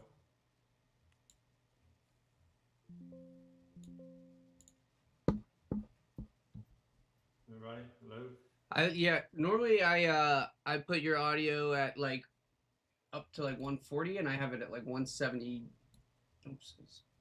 Okay. Miss Tamika said A. About the same. Hopefully that's not on my end. Let me try something on my end. Hang on real quick, guys.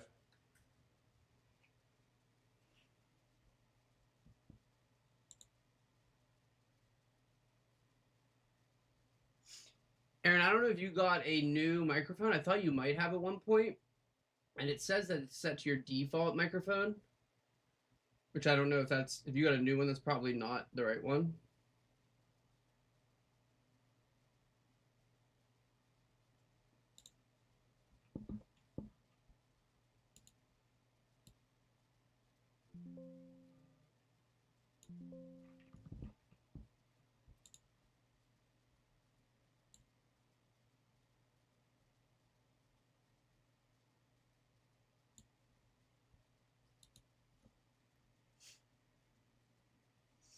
Aaron, if you can hear me, maybe just like exit the video ninja link and just try coming back again and see if that fixes it. That should do it. You got me now? Okay, I can hear you. How about you guys? Can you hear me better? Can you hear me any better? Mike's off so I don't run up the jar, right? How's that, guys?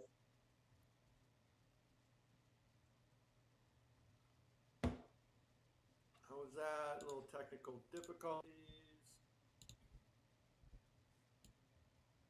I sound far away. Well, I got my thing muted. I got everything turned up. It says you're using your Bumblebee mic now. Yep. Okay. Yeah, so you sound back normal to me, but still, Tamika, how about now? Say something again, Aaron. Hello, hello. How's that? Anybody? Yeah, I have. Move this a little. Maybe I'm not doing anything different. Let's see. How was that? Manageable? Better? Hello. Is that any better if I just talk into the mic? She said manageable. I'll put it a little closer to my face. That's better. Okay.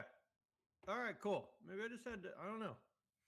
I don't know. I didn't mess with anything, but I'm not the most tech savvy. Honestly, Aaron, you sound better to me now in my headphones than you have typically. It sounds a little cleaner. So whatever you did, I just moved the mic from my hard drive to my desk. So oh I'm yeah, talking a little bit. yeah. I don't. closer to it. We'll see what the chat thinks. With future reference, you sound crisper than you've ever sounded to me. Okay, cool. Well, now I know. It's like I'm talking on a podcast here. Cool. Okay. All right. Levi, what's up? The ex ninja. How are you? Miss Tomika.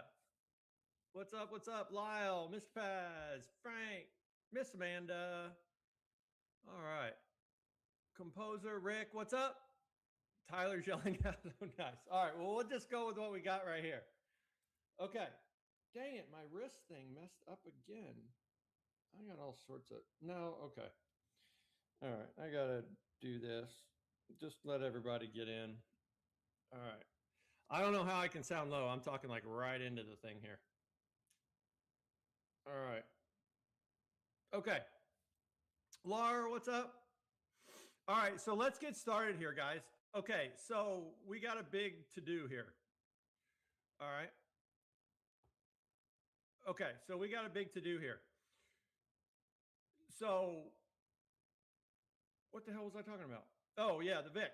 All right. We'll start off in the VIX here. Now, today is the last day for the current VIX contract. Okay. And it'll roll over at the end of the day today. Okay. So on the continuous, remember, excuse me, this is VX, the VIX futures, not VIX, the index. So on the continuous contract, okay, we have run right up into this short. Okay. And we've kind of been waiting for this reset, right? This reset moment. Okay. And are we getting it? Well, we're not 100% sure yet. We're very close. We broke trend this morning. Remember that. And we haven't been able to make new highs. So on the continuous, we're drawing from these 2790s to these 1580s. Now, TradingView is going to look different. You're not going to have the same prints because you roll over early. But if you draw from 2790 to 1580, that's going to give you this short setup right here. Okay, this is a big deal. If we can't get through this and we start breaking longs, big deal. All right, now all we're doing on the new contract is we're just taking these same numbers, because at the end of the day, the VIX is it's just gonna cut and paste. As soon as we roll over, it's just gonna take that price and slap it onto this new contract, because on the continuous, because this contract, this is February, is on the continuous right now, and it expires. It will no longer exist as of the end of the day today. All right, so we're just taking those numbers, 2790, 1580, and we're going to the new contract, which is H, hotel. All right, and we're cutting and pasting that on there. All right, 2790, 1580. All right, so we've got the same draws. Now check this out. So that is what we've run up into. And we dipped into this high. And here's exactly what we were looking at this morning. All right, get rid of this for now. We were in this series of longs. Okay, right there, target, next one. Right there, target. And then we had this next long. Remember this morning when that weird news came out? That broke. Okay, now remember there's two ways a market changes trend. One is we'll break a setup and then hold the next short and sell off, or a double top or double bottom.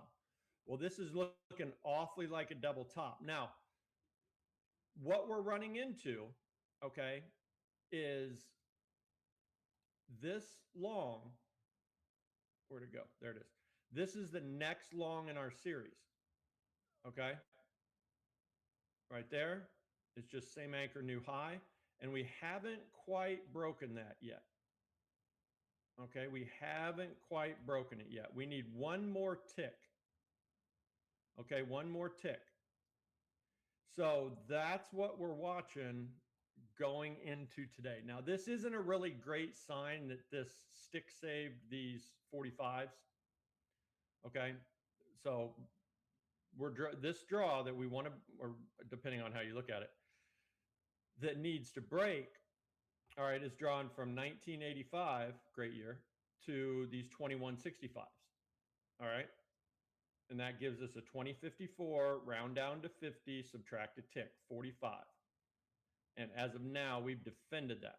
Now, if this doesn't break, okay, we're going to watch this short from highs anyway. All right.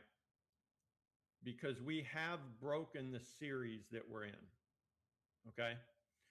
Now, it'd make our life a lot easier if we could just get this one more tick. This would break, and then we could confidently draw those highs to lows, and we could start trending down. Because right now we're not trending down. We had this little double top, sold off, but we haven't broken all the variations of these longs yet. And you can see there's participation right here, right? So that's all we're looking at. Now, if the VIX starts to squeeze higher, all right, coming out of these 45s, and we don't break it, yes, we can watch the short, like I said, okay? And we'll be watching that pullback long on the indices. All right, but we can't blindly trust this level is going to hold because we haven't broken the long yet. If we do trade the 40s, then we can, pull this down to wherever it stops, and we can confidently get up here and watch this short, and more than likely it's going to roll over. And that'd be a pullback long on the indices. Okay? So as of right now, we're at 2060. So you can see on the continuous, if we rolled over right now, we're only a tick apart. That's pretty cool. We're gonna roll over right here. It's not gonna look like there's much of a gap at all on the VIX this time, for the simple fact that the contracts are really close in price, which normally they aren't. Now the continuous, let's look at this. The February contract broke 62, 60, 30. Okay. So the continuous is broken, right? Or I should say the February contract is broken. So it's going to be really interesting to see. This is where we get into that kind of weird situation, but we want to look, to be on the safe side, we want to look at where the volume is. Okay. And the volume is in H, right? Because if you're going to buy volatility as a hedge, you're going to buy the contract that expires in like 5 weeks. You're not going to buy the one that expires at the end of the day. Okay. So we'll see. We'll see. Does anybody have any questions on this? I know that's all kind of confusing, but tomorrow, I don't, if this breaks, if these 2040s break, we're not going to have to look at this specific contract anymore tomorrow. We'll be able to look at the continuous. But if they hold, unfortunately, we're probably going to have to still look at this one. So blow on your screen, blow down on your screen, and make that go down one more tick. And then the indices, that's that beach ball underwater we're talking about, right? We had a little bit of it this morning right at the open when we broke that VIX long. You saw that right at the open, right? We had that squeeze. So we will see. But that's where we're sitting. Any questions? Any questions, guys, on the VIX? How's this? Can you hear this? Did that scare everybody? I don't know if you can hear that. Did I scare anybody? Did I scare you, Amanda, Tamika? I don't know if you can hear that. I feel like I should be talking into this saying, make sure you tip your bartenders and waitresses. Or singing some old-timey song. Okay. All right. Everybody good? One more tick. That's how, we talk about it all the time. That's how technical the VIX is, right? It moves, it's technical down to the tick, right? So that's all we need. It's like, come on. Now, if we hold this, guys, and go up and start breaking shorts, we got targets galore above us. So it's important that we break this. All right. And if we don't, no big deal, right? But if you're looking long, then if you're looking for that big beach ball underwater, we need to break that, or we need to touch the 40s. We need to trade the 40s.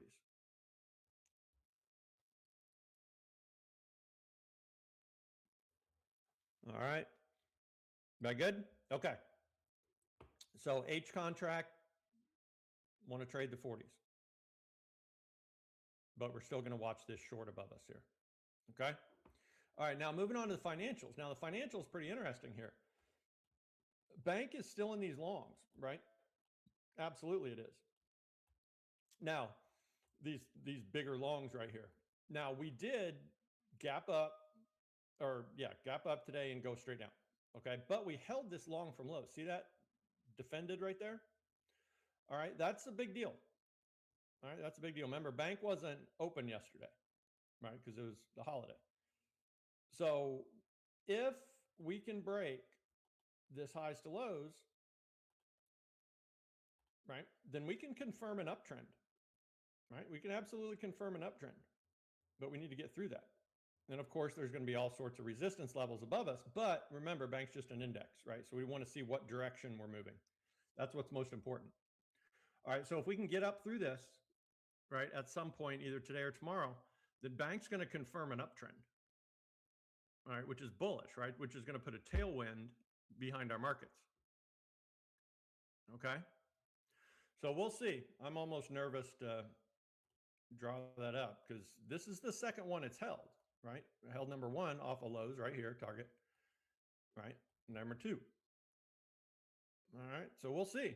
So if the VIX breaks and trades those 40s and bank continues to hold longs, we're looking at a good week, right?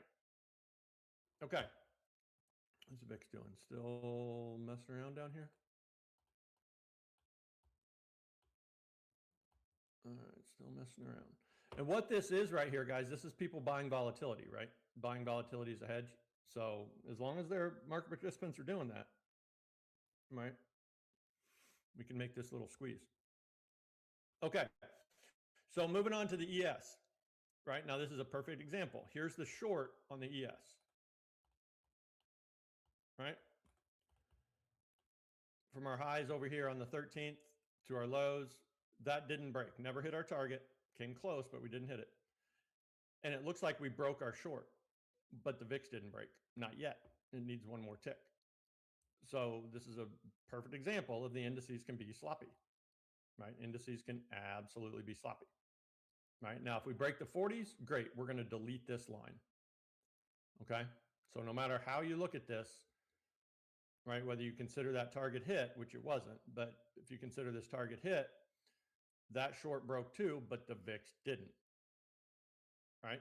So let's see here real quick. What did we trade? 89, 25, 90, 75. Yeah, that didn't hit. That didn't hit. So we'll just leave it here. All right, but this break doesn't matter. Okay, doesn't matter. All right, unless we can trade those 40s. Then we can delete that draw. Okay. So here obviously is that rip, right? Here's the rip in the morning. Now the gap fill, remember we were looking at Friday's 4 p.m. close because yesterday was a holiday. All right, there's Friday's 4 p.m. close right there. So we opened and ripped and filled that, right? So that gap is filled. So I can actually delete that now. Okay. So all our gaps have been filled. We don't have any left over here. So we'll see again where we close today, but that Friday gap filled, done. There's the squeeze, pullback, right? And then the VIX started selling off and we out of the top of that double top and we just ripped, right? But now we're getting into this area up here. All right, so we need the 40s to break. Now, on that, right? If the VIX does start this squeeze, defends this, starts to squeeze higher, we can watch that short on the VIX and this long on the indices. Now, keep in mind, this long doesn't have to be technical. This doesn't have to be technical at all, right? Because it's all about when the VIX hits its short setup, right? Okay. All right, so there we go. So we're making that pullback. All right, we're making this pullback here. Looks like we're squeezing off of that 45. That's not super good, right? That's not super good at all for the indices there. Yep, not at all. So we'll see. All right, we'll see. What that's telling you, right, is we had enough of a sell-off and there were enough buyers here buying volatility that couldn't go any further. All right, so we'll see when we get up here. See if there's any buyers left up here. All right, so there we go. There's the ES making that pullback. NASDAQ, same thing. Remember, NASDAQ's at this massive support level down here. This is a daily short. Now, the NASDAQ hit its target.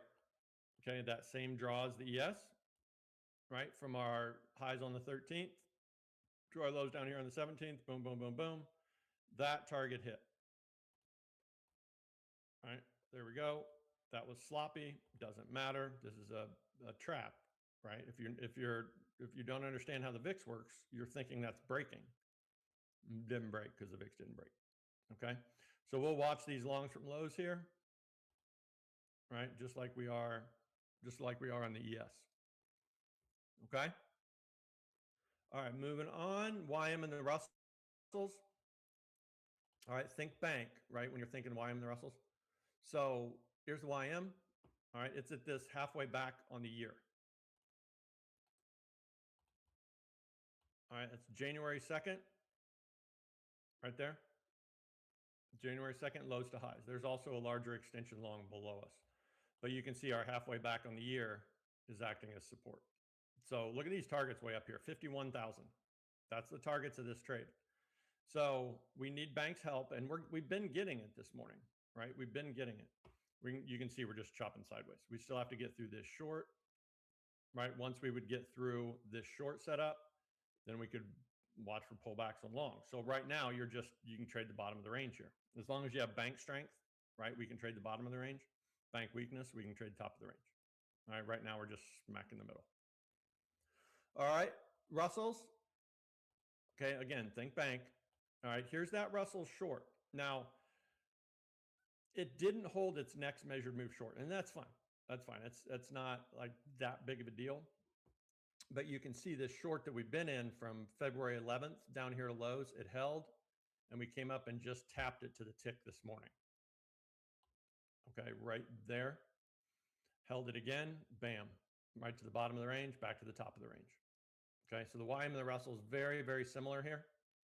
Very, very similar. We got to be careful watching this long from lows because we've touched the top of the range. Same thing on the YM. All right, so we've got the bottom of the range, top of the range. Middle, dangerous, right? Rattlesnakes until we start to trend. All right, what's the VIX doing? Hasn't really lifted off yet. We'll see. All right, we'll see. Okay, any questions? VIX Bank indices, guys?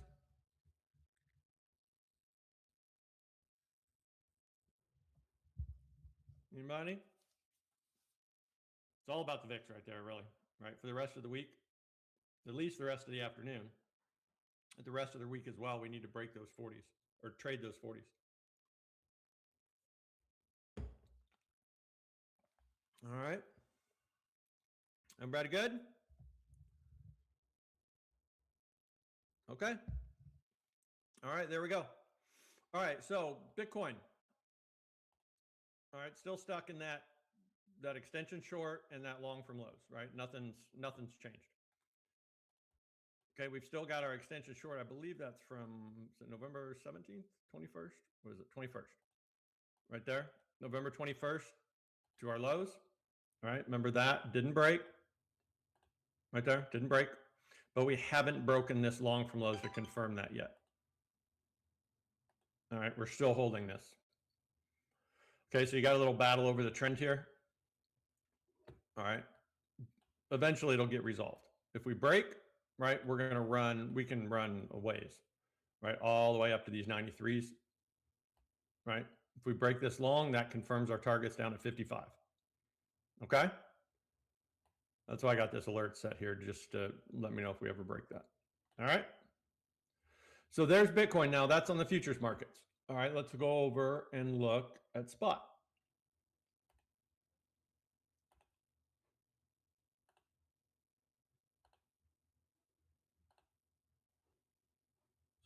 Okay.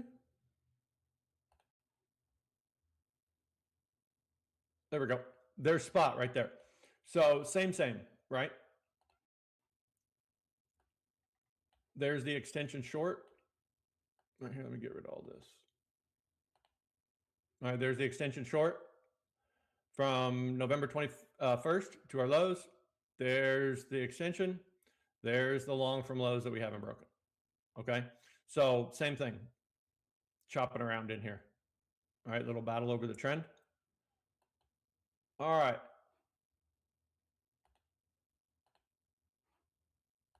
Okay. Volume's now loud. Okay. It's perfect now. Okay. Not sure what happened, but all right, we'll take it. Okay. All right. Okay, stocks. Stocks. What would you guys like to see?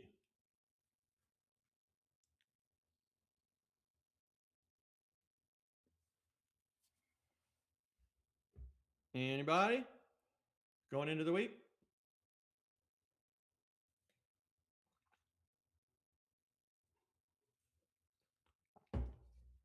Hello? No stocks? I'm going to give it a second here because I know this chat is delayed a little bit. Oh, Trent, you're the ex-ninja. Creepy Goblin Trent, what is up? All right, so no stocks, guys? Okay. All right, taking it easy today. All right. Okay. Then let's get back to it. No, that's the wrong button. That's the right button.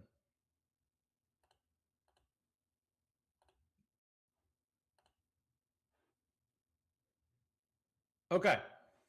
I'm sure you guys got the right screen. Yeah. All right. Oh, look at the VIX. Come on, baby.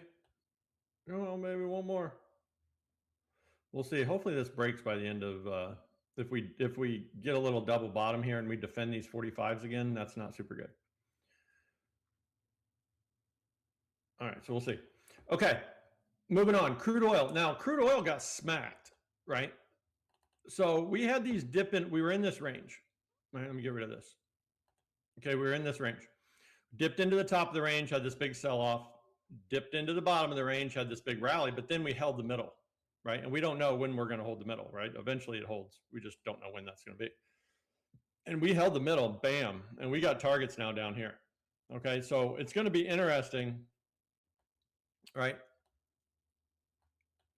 to see here. If we continue to fall, right, if we continue to fall, we can fall into these targets. Now, if we do another dip into lows and start defending this, we could squeeze at least back up here, and all we've gotten to is a smaller range, right? So trusting this draw after that dip into lows is a little dangerous, right? We'd like to see it go a little bit further. Okay, so not a whole lot to do, right? It hasn't really defined whether it's trending or we're just dipping into the bottom of the range. At least that's how I'm looking at it. Okay. If we close a green bar up here again, that might be enough for me to look long to see if we can run at least back up here. Got to stop out on crude oil. Yeah. Always try to wait for these dip in, even if you did on these dip ins right here. Right. And we had this 1 hour bar close back above, which is what we look for. Right.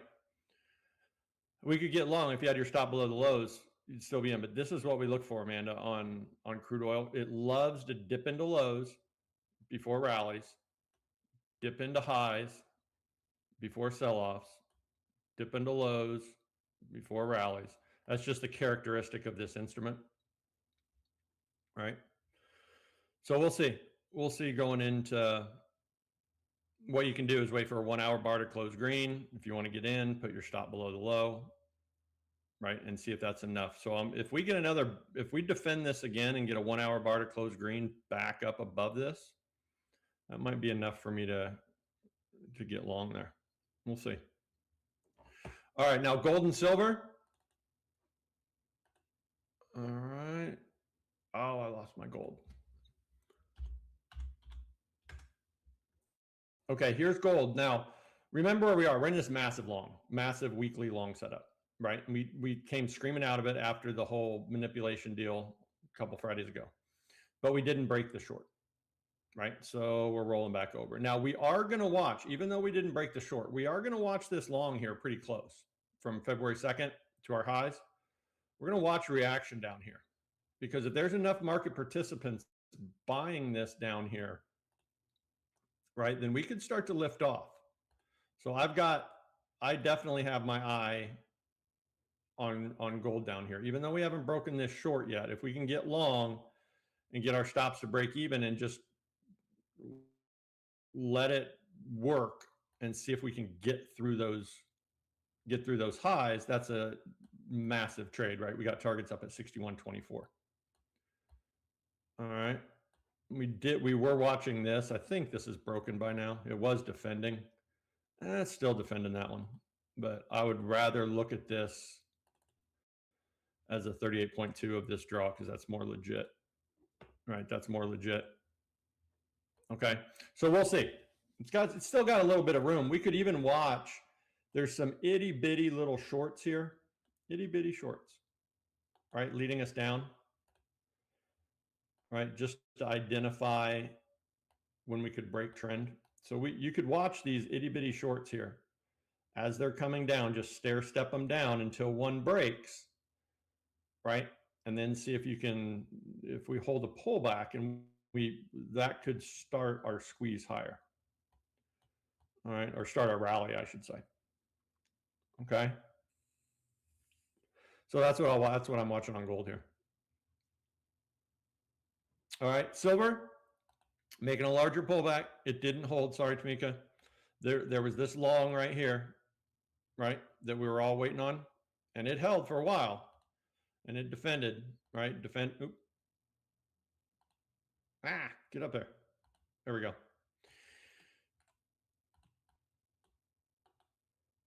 Right, defended nicely there, defended again there, even almost had a stick save there, and then finally we broke it. Okay, so that's broken. So what we're going to watch now is as we get down to these levels, if we can possibly get an entry.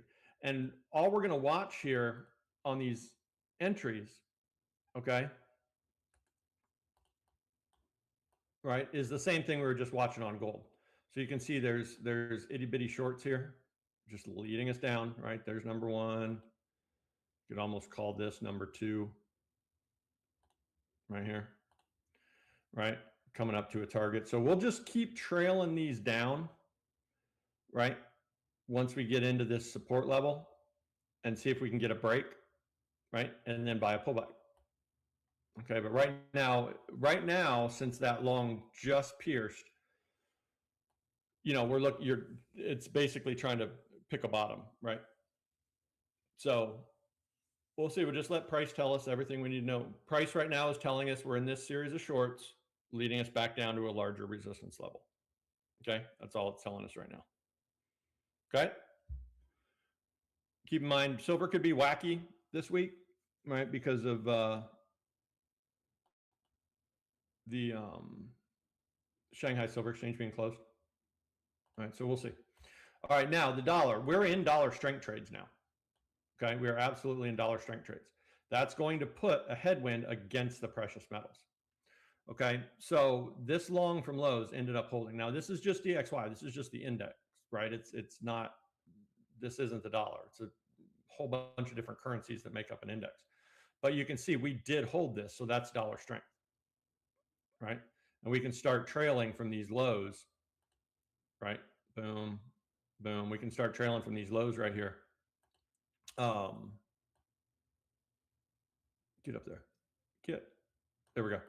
Start trailing from these lows, right? Now this little pullback, right, that's going to be brief dollar weakness. And if we get down here and lift off, then back to dollar strength. Okay, but let's look at the actual currencies. So here's the dollar yen. Dollar yen finally broke its next short in its series. Okay, now this isn't a complete trend break here. Okay, that would have to come and break this way up here. All right, but it did break that. So there could be longs from lows coming off of this lowest low. Let's do that. There could be longs from low, not that thing, that would lead us higher. Okay, so if we do make this pullback now, that again, that'd be brief dollar weakness back into dollar strength.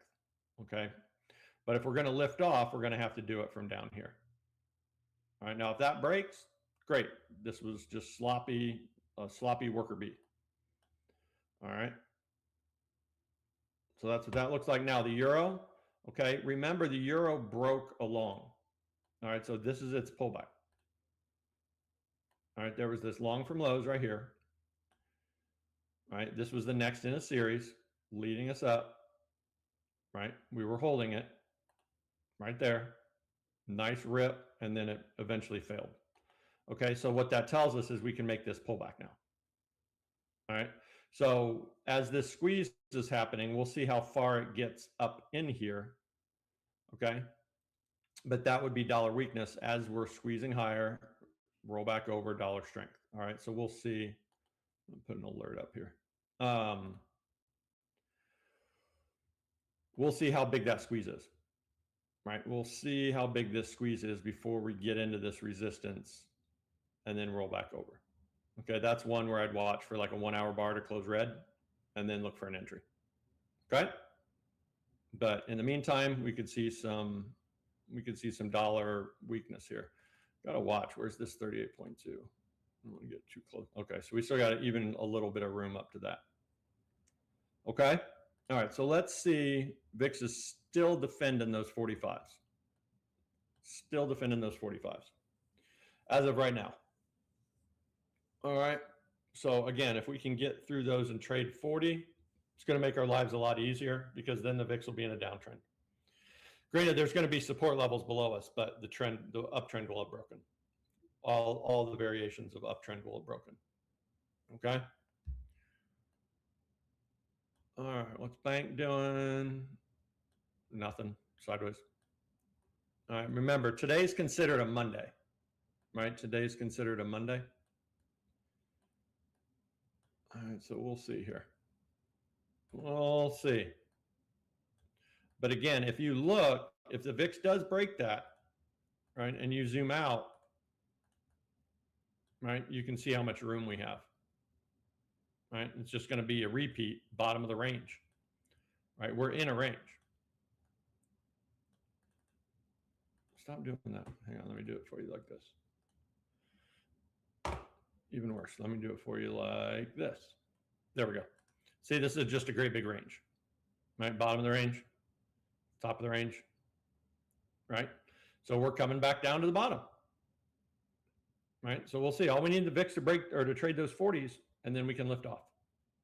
All right, now there's going to be pullbacks and such. I'm not saying we're going to go straight up, but we wouldn't want to stand in front of the indices if the VIX trades those 40s. Okay, now if we don't, right, look at the other side of this. If we don't, and the VIX just lifts off like normal, then we're going to come out of these short setups, right? We got targets below us. We still haven't hit. Okay, so it's all about the 40s. All about the 40s. Just not there yet. Not there yet. Okay. Any questions? Yes, Tamika, I was totally expecting that to hold as well. What's getting in the way of the precious metals is the stupid dollar, right? We went into those dollar strength trades and it's just putting a headwind against them, making it harder for them to lift off.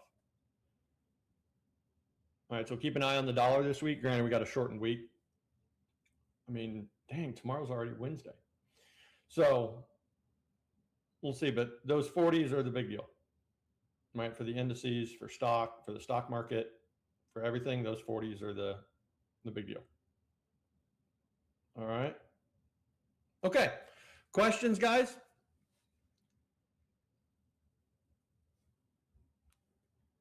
Anybody?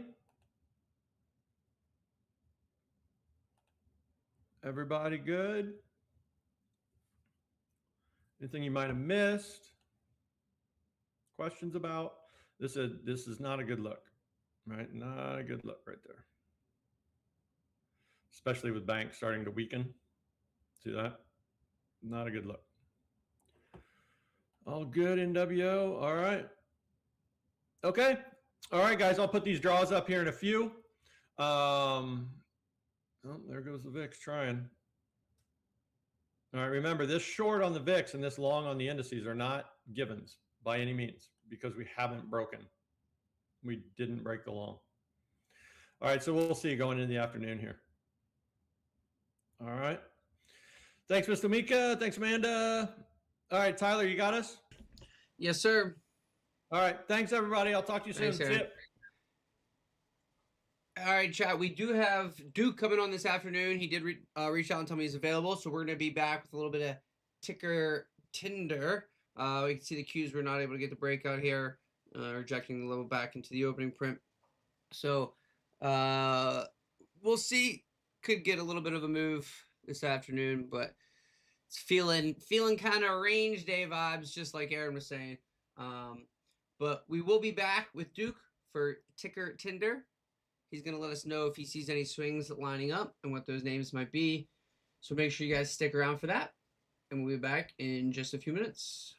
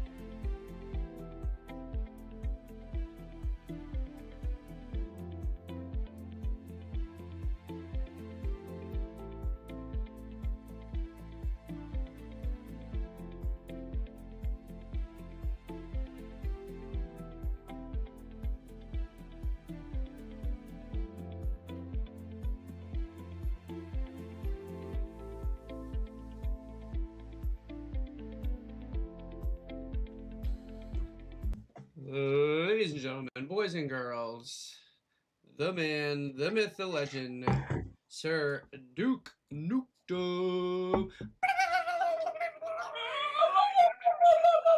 Nice battle cry, dude. Listen, bro, if there's one thing that I could be actually talented at in life, it'd probably be air guitar. I mean, I really think that's the area that I could outdo pretty much, I think, anybody, honestly. Because I You have, put me to shame. I have, you know, I could have been a rock star if I had any musical talent whatsoever. Mm-hmm. Mm-hmm. Mm-hmm. I Yep, believe yep, it, dude. Yep. I mean, everyone's lip syncing now, so I don't see why. That's true. That's guitar true. Can't be a lucrative endeavor. Real talk. My daughter loves music and performing. That's like her vibe, and and I wanted to look into getting some, just like on the computer, those tools where you can, like, I don't even know how I know literally nothing about music, but where you can like just pull samples and start like make her a mix and throw little lyrics in there and just start like messing around with her to show her that, like, hey, listen, you can do this. You can do whatever you want. Oh, like Sonos? Yeah, maybe something like that. I'm sure there's different programs out there, but essentially just like trying to just like DJ, just play around making sounds and recording your voice and then effing with it. Yeah. So yeah, anyway. Yeah. So I was gonna look into that, but how are you, sir? How have you been? Dude, I'm binning, dude. Benning. You know? Hey, Michael Benning, I think is his name, is the goalie for Canada. Actually, it's Bennington, I think. Never mind, that joke wasn't good. That was bad. Nice transition there. There you go. I have no clue who that man is. All right, have you ever watched a hockey game in your life, dude? The outside world. The closest I've gotten to a hockey game was Happy Gilmore. Yeah. Yeah, okay. Happy Gilmore when he was about to cut somebody with his skate. You're like, that's my kind of sport. I'm surprised that didn't get you into it, if I'm being honest. I think I tried a little bit. I watched a few games. The one that piqued my interest was that, you know, there was like unofficial boxing matches in there. Like it was part of the game. Where they just let you. I watched bare knuckle. I watched some bare knuckle boxing, some bare knuckle fighting on TV this weekend. It's gnarly, dude. I can't even imagine. I guess you know, everyone got that rush, but like with the hockey games, they let you. Yeah. It looks like they give you like some time, like if you guys want to. Like, oh yeah, they let you go. Yeah, they let them throw them, and then if they fall and like hit the ice, they'll break it up at that point. As long as they're on their feet, they let them throw for the most part, and then you just get a little 5 minutes, evened up, little 5 minutes, just, you know, calm it down, boys. It's yeah, that's like yeah, man, it's a fun sport. You gotta check. I'll have to take you to a game sometime. Dude, I'm for it, and as long as they got popcorn. Bro, come on now. You know we got you with that popcorn and hot dogs. You know we might even listen. You know, a guy might even be able to get them to serve a little cat for you. You know. Mm-hmm. You know, I know how you like it. Mm-hmm. Hey, you know what? Hey, you're a good dude, eh? I thought you were gonna go the other way with that. No, I'm trying to keep my tip jar contributions. There you go. See, I'm trying to pull them out of you. Don't get smitten by the Almighty Father. Well, sir, before we came on, I know you said things you're not seeing a whole lot setting up. For those of you new here, this is Ticker Tinder, where we see if Duke likes to swipe right or swipe left on any given swing names for his overnight snipes. Not to be confused with Wesley Snipes, the Wesley Snipes swing trade strategy. And so, I know you said there's not a whole lot to look at backstage. You're, you know, scrolling, and swiping left. But you said there may be two hot-looking babes. Maybe for you, that could be a 4 or 5 that you may swipe right on. So what are you taking a look at here, my friend? Well, I mean, I wouldn't say Like it's more like a Love Is Blind kind of thing here, right? Love is blind. I mean, so far, like, getting to know them long enough, their personality seems pretty alright. But I don't know how they're gonna look when I see them in a few days. So that's the issue. All right. It's like, oh man, like I'm pretty sure you've had some kind of issue where you gotta. It's like, oh, she seems pretty swell, and then she comes out like Jabba the Hutt. Tyler. So what are you trying to say? She came out like Jabba the Hutt, and you immediately thought, "Oh, I'm motorboating those bad boys." Well, I'm like, you yeah, motorboating son of a bitch. We got all those pockets and no snacks. That just pissed me off, right?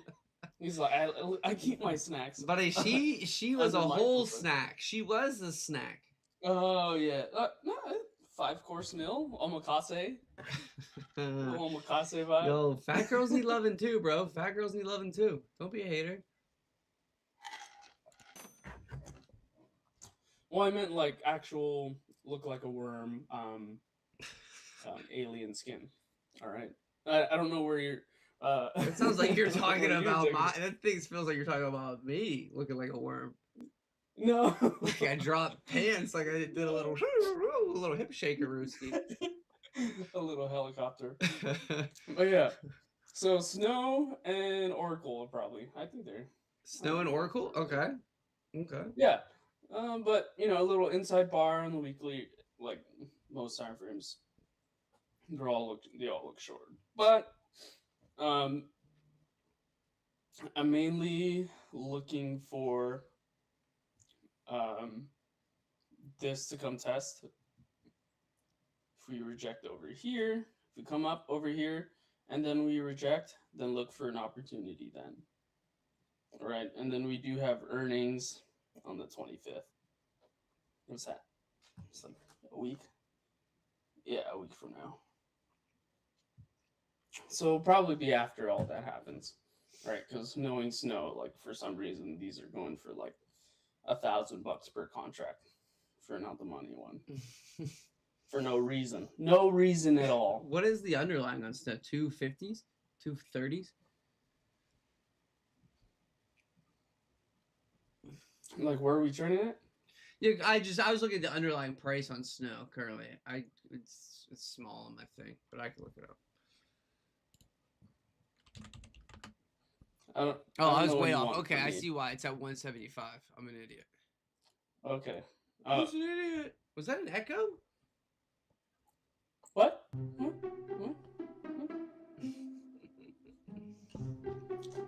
Hello. Hello. Honestly, dude, I'm listen. Can you do me a favor? Can you do me one favor? Just one. I've literally never asked you for anything. Could you do me this favor? At least not in public, but sure.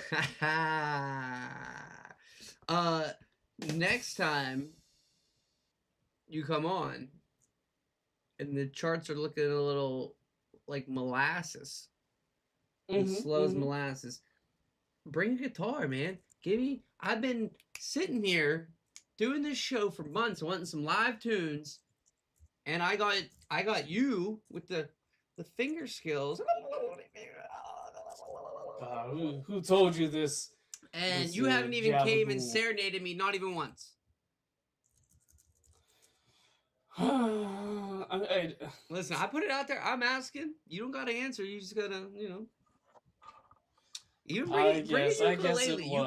You kind of look like that guy who has the ukulele song. You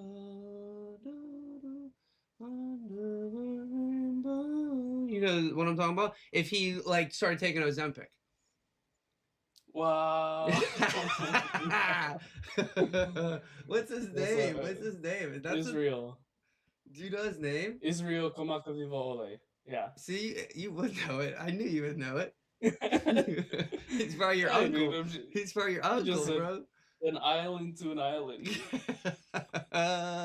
Dude, but don't you look like him if he took Ozempic? Yes, queen. Yes, brother. bro. That's it. That's it. You should be in for Halloween. Oh, dude. I mean, just give me a few more Christmas breaks, and There we go. we'd be on the right track. For sure. All right, so you got Snow setting up for a potential downside, but you are wanting to wait until after earnings, let the premiums go through the volatility there at first, and then you'll be looking for a little bit more of a continued move to the downside. That's what you're telling us? Mm-hmm. Okay. Yeah, so really just Okay. looking for post earnings either either. Okay, shit, so a you're stab saying you're saying either way. well, no. So I'm looking if we hit this and then a rejection, right? Then look for an opportunity. Okay. Then, or if we just Break if straight we get through. validation for the downside. Okay. Yeah. All right. And now Oracle. Pretty much same deal, right? Both inside bars on the weeklies, monthlies, shit in the bricks, right? I mean, the charts kind of look the same. I was especially on literally daily. about to say that looks like the same day chart. I literally thought it was the exact same chart.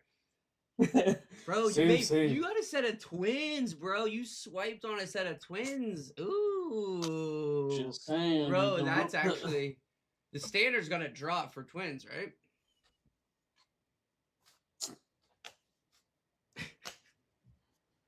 Love is blind. All right. Okay. All right. I don't know. I mean, what if this one's the dude? You know what I mean? I don't. There can't be that kind and then of you're in twins. for one hell of a night.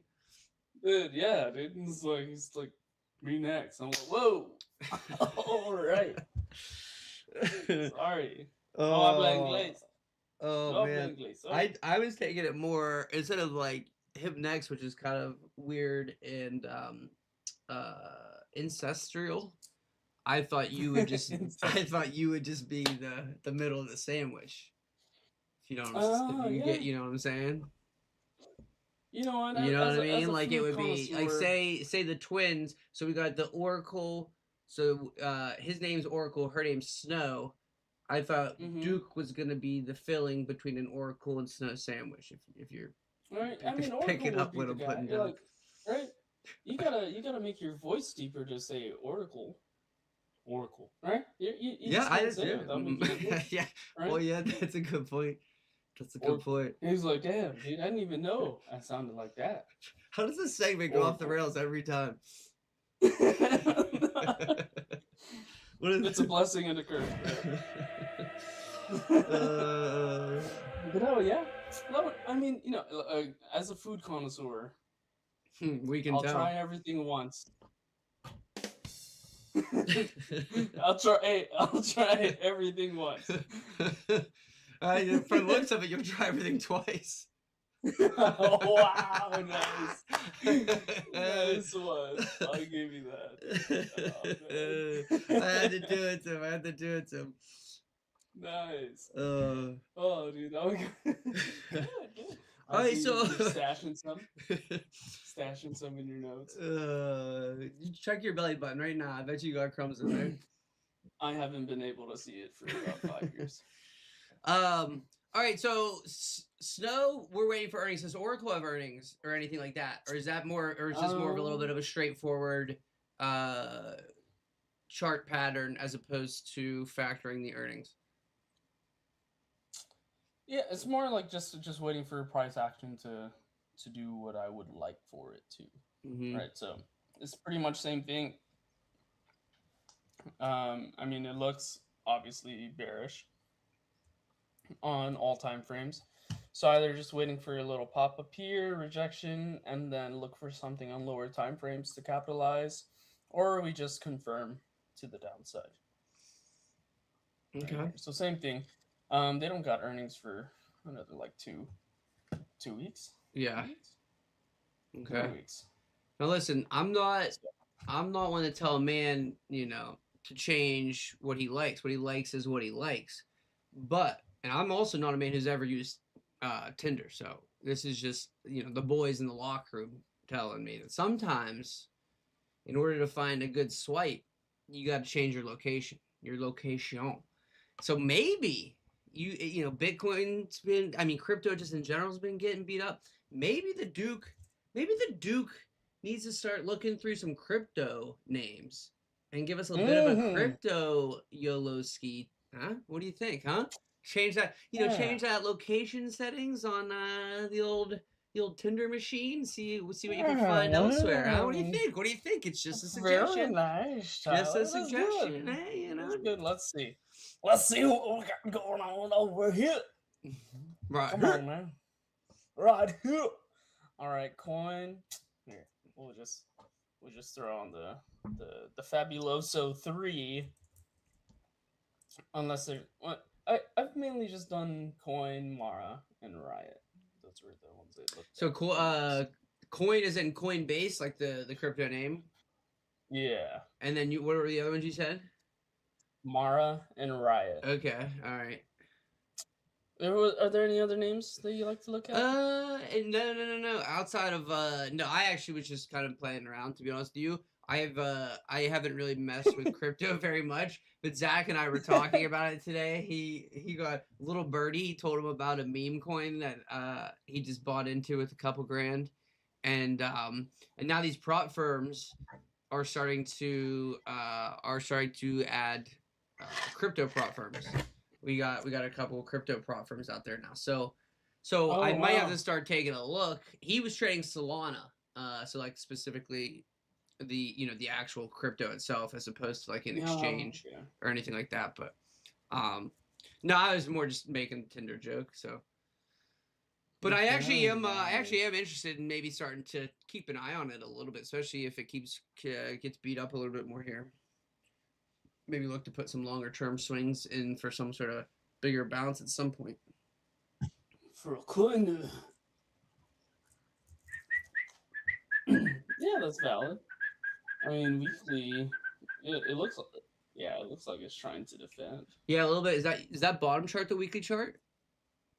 This is the daily. Daily, okay. So daily's got a little bit of a double bottom, bit of a range going. Oh, I don't know if you like these ones. What's this? These little guys. Ooh. I love when people start drawing lines on a chart. It gets me fired up. You can talk me into anything. You put a few lines on that chart. Are you familiar with this one? Whoa, that kind of looks like the dragon pattern. Broadening wedge. Was that Vietnamese? No, it's more channeling my inner Confucius. Confucius, so anime. Mm-hmm. Okay. Yeah. And you don't know what Confucius? I mean, I've sort of I've heard Confucius before, but I'll be honest, I don't really know what Confucius is. Dude, he's a dude. He's a dude. He's just a guy. He's just like a philosopher. So he's like like a stoic. Like a stoic. He was like the Gandhi. Like Gandhi before Gandhi. Like he walked so Gandhi could run. Yeah. Okay. Was he like a stoic? You know what I mean? Like Marcus Aurelius and those kind of guys. He just had a way with words. Dude, yeah. I'll send you something here. I'll send you some quotes. Okay. You can read this one off. Okay. What is this pattern though? This is the Confucius pattern? No. It's a broadening wedge. Does this, if I read this in the chat, does this count as your swear jar? No. He sent me and he put specifically must read in accent. He said Dick and Palm come in handy. That's what he said. He said you have to read that in chat, you have to read in the accent in chat. That wasn't my accent. He said I have to read it in the accent chat.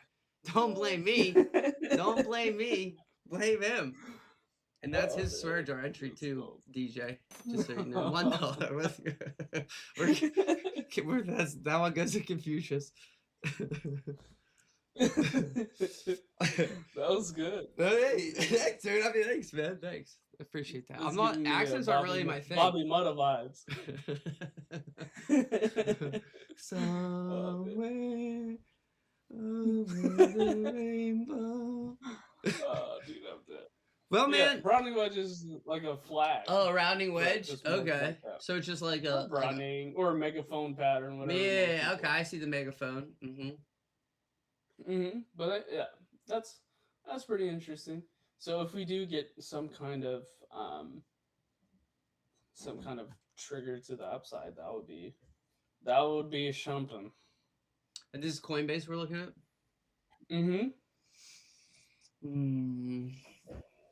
Coinbase is an ex of mine. So yeah, as compared to it's like when you see your ex on Tinder, you know. Yeah, just like Moderna.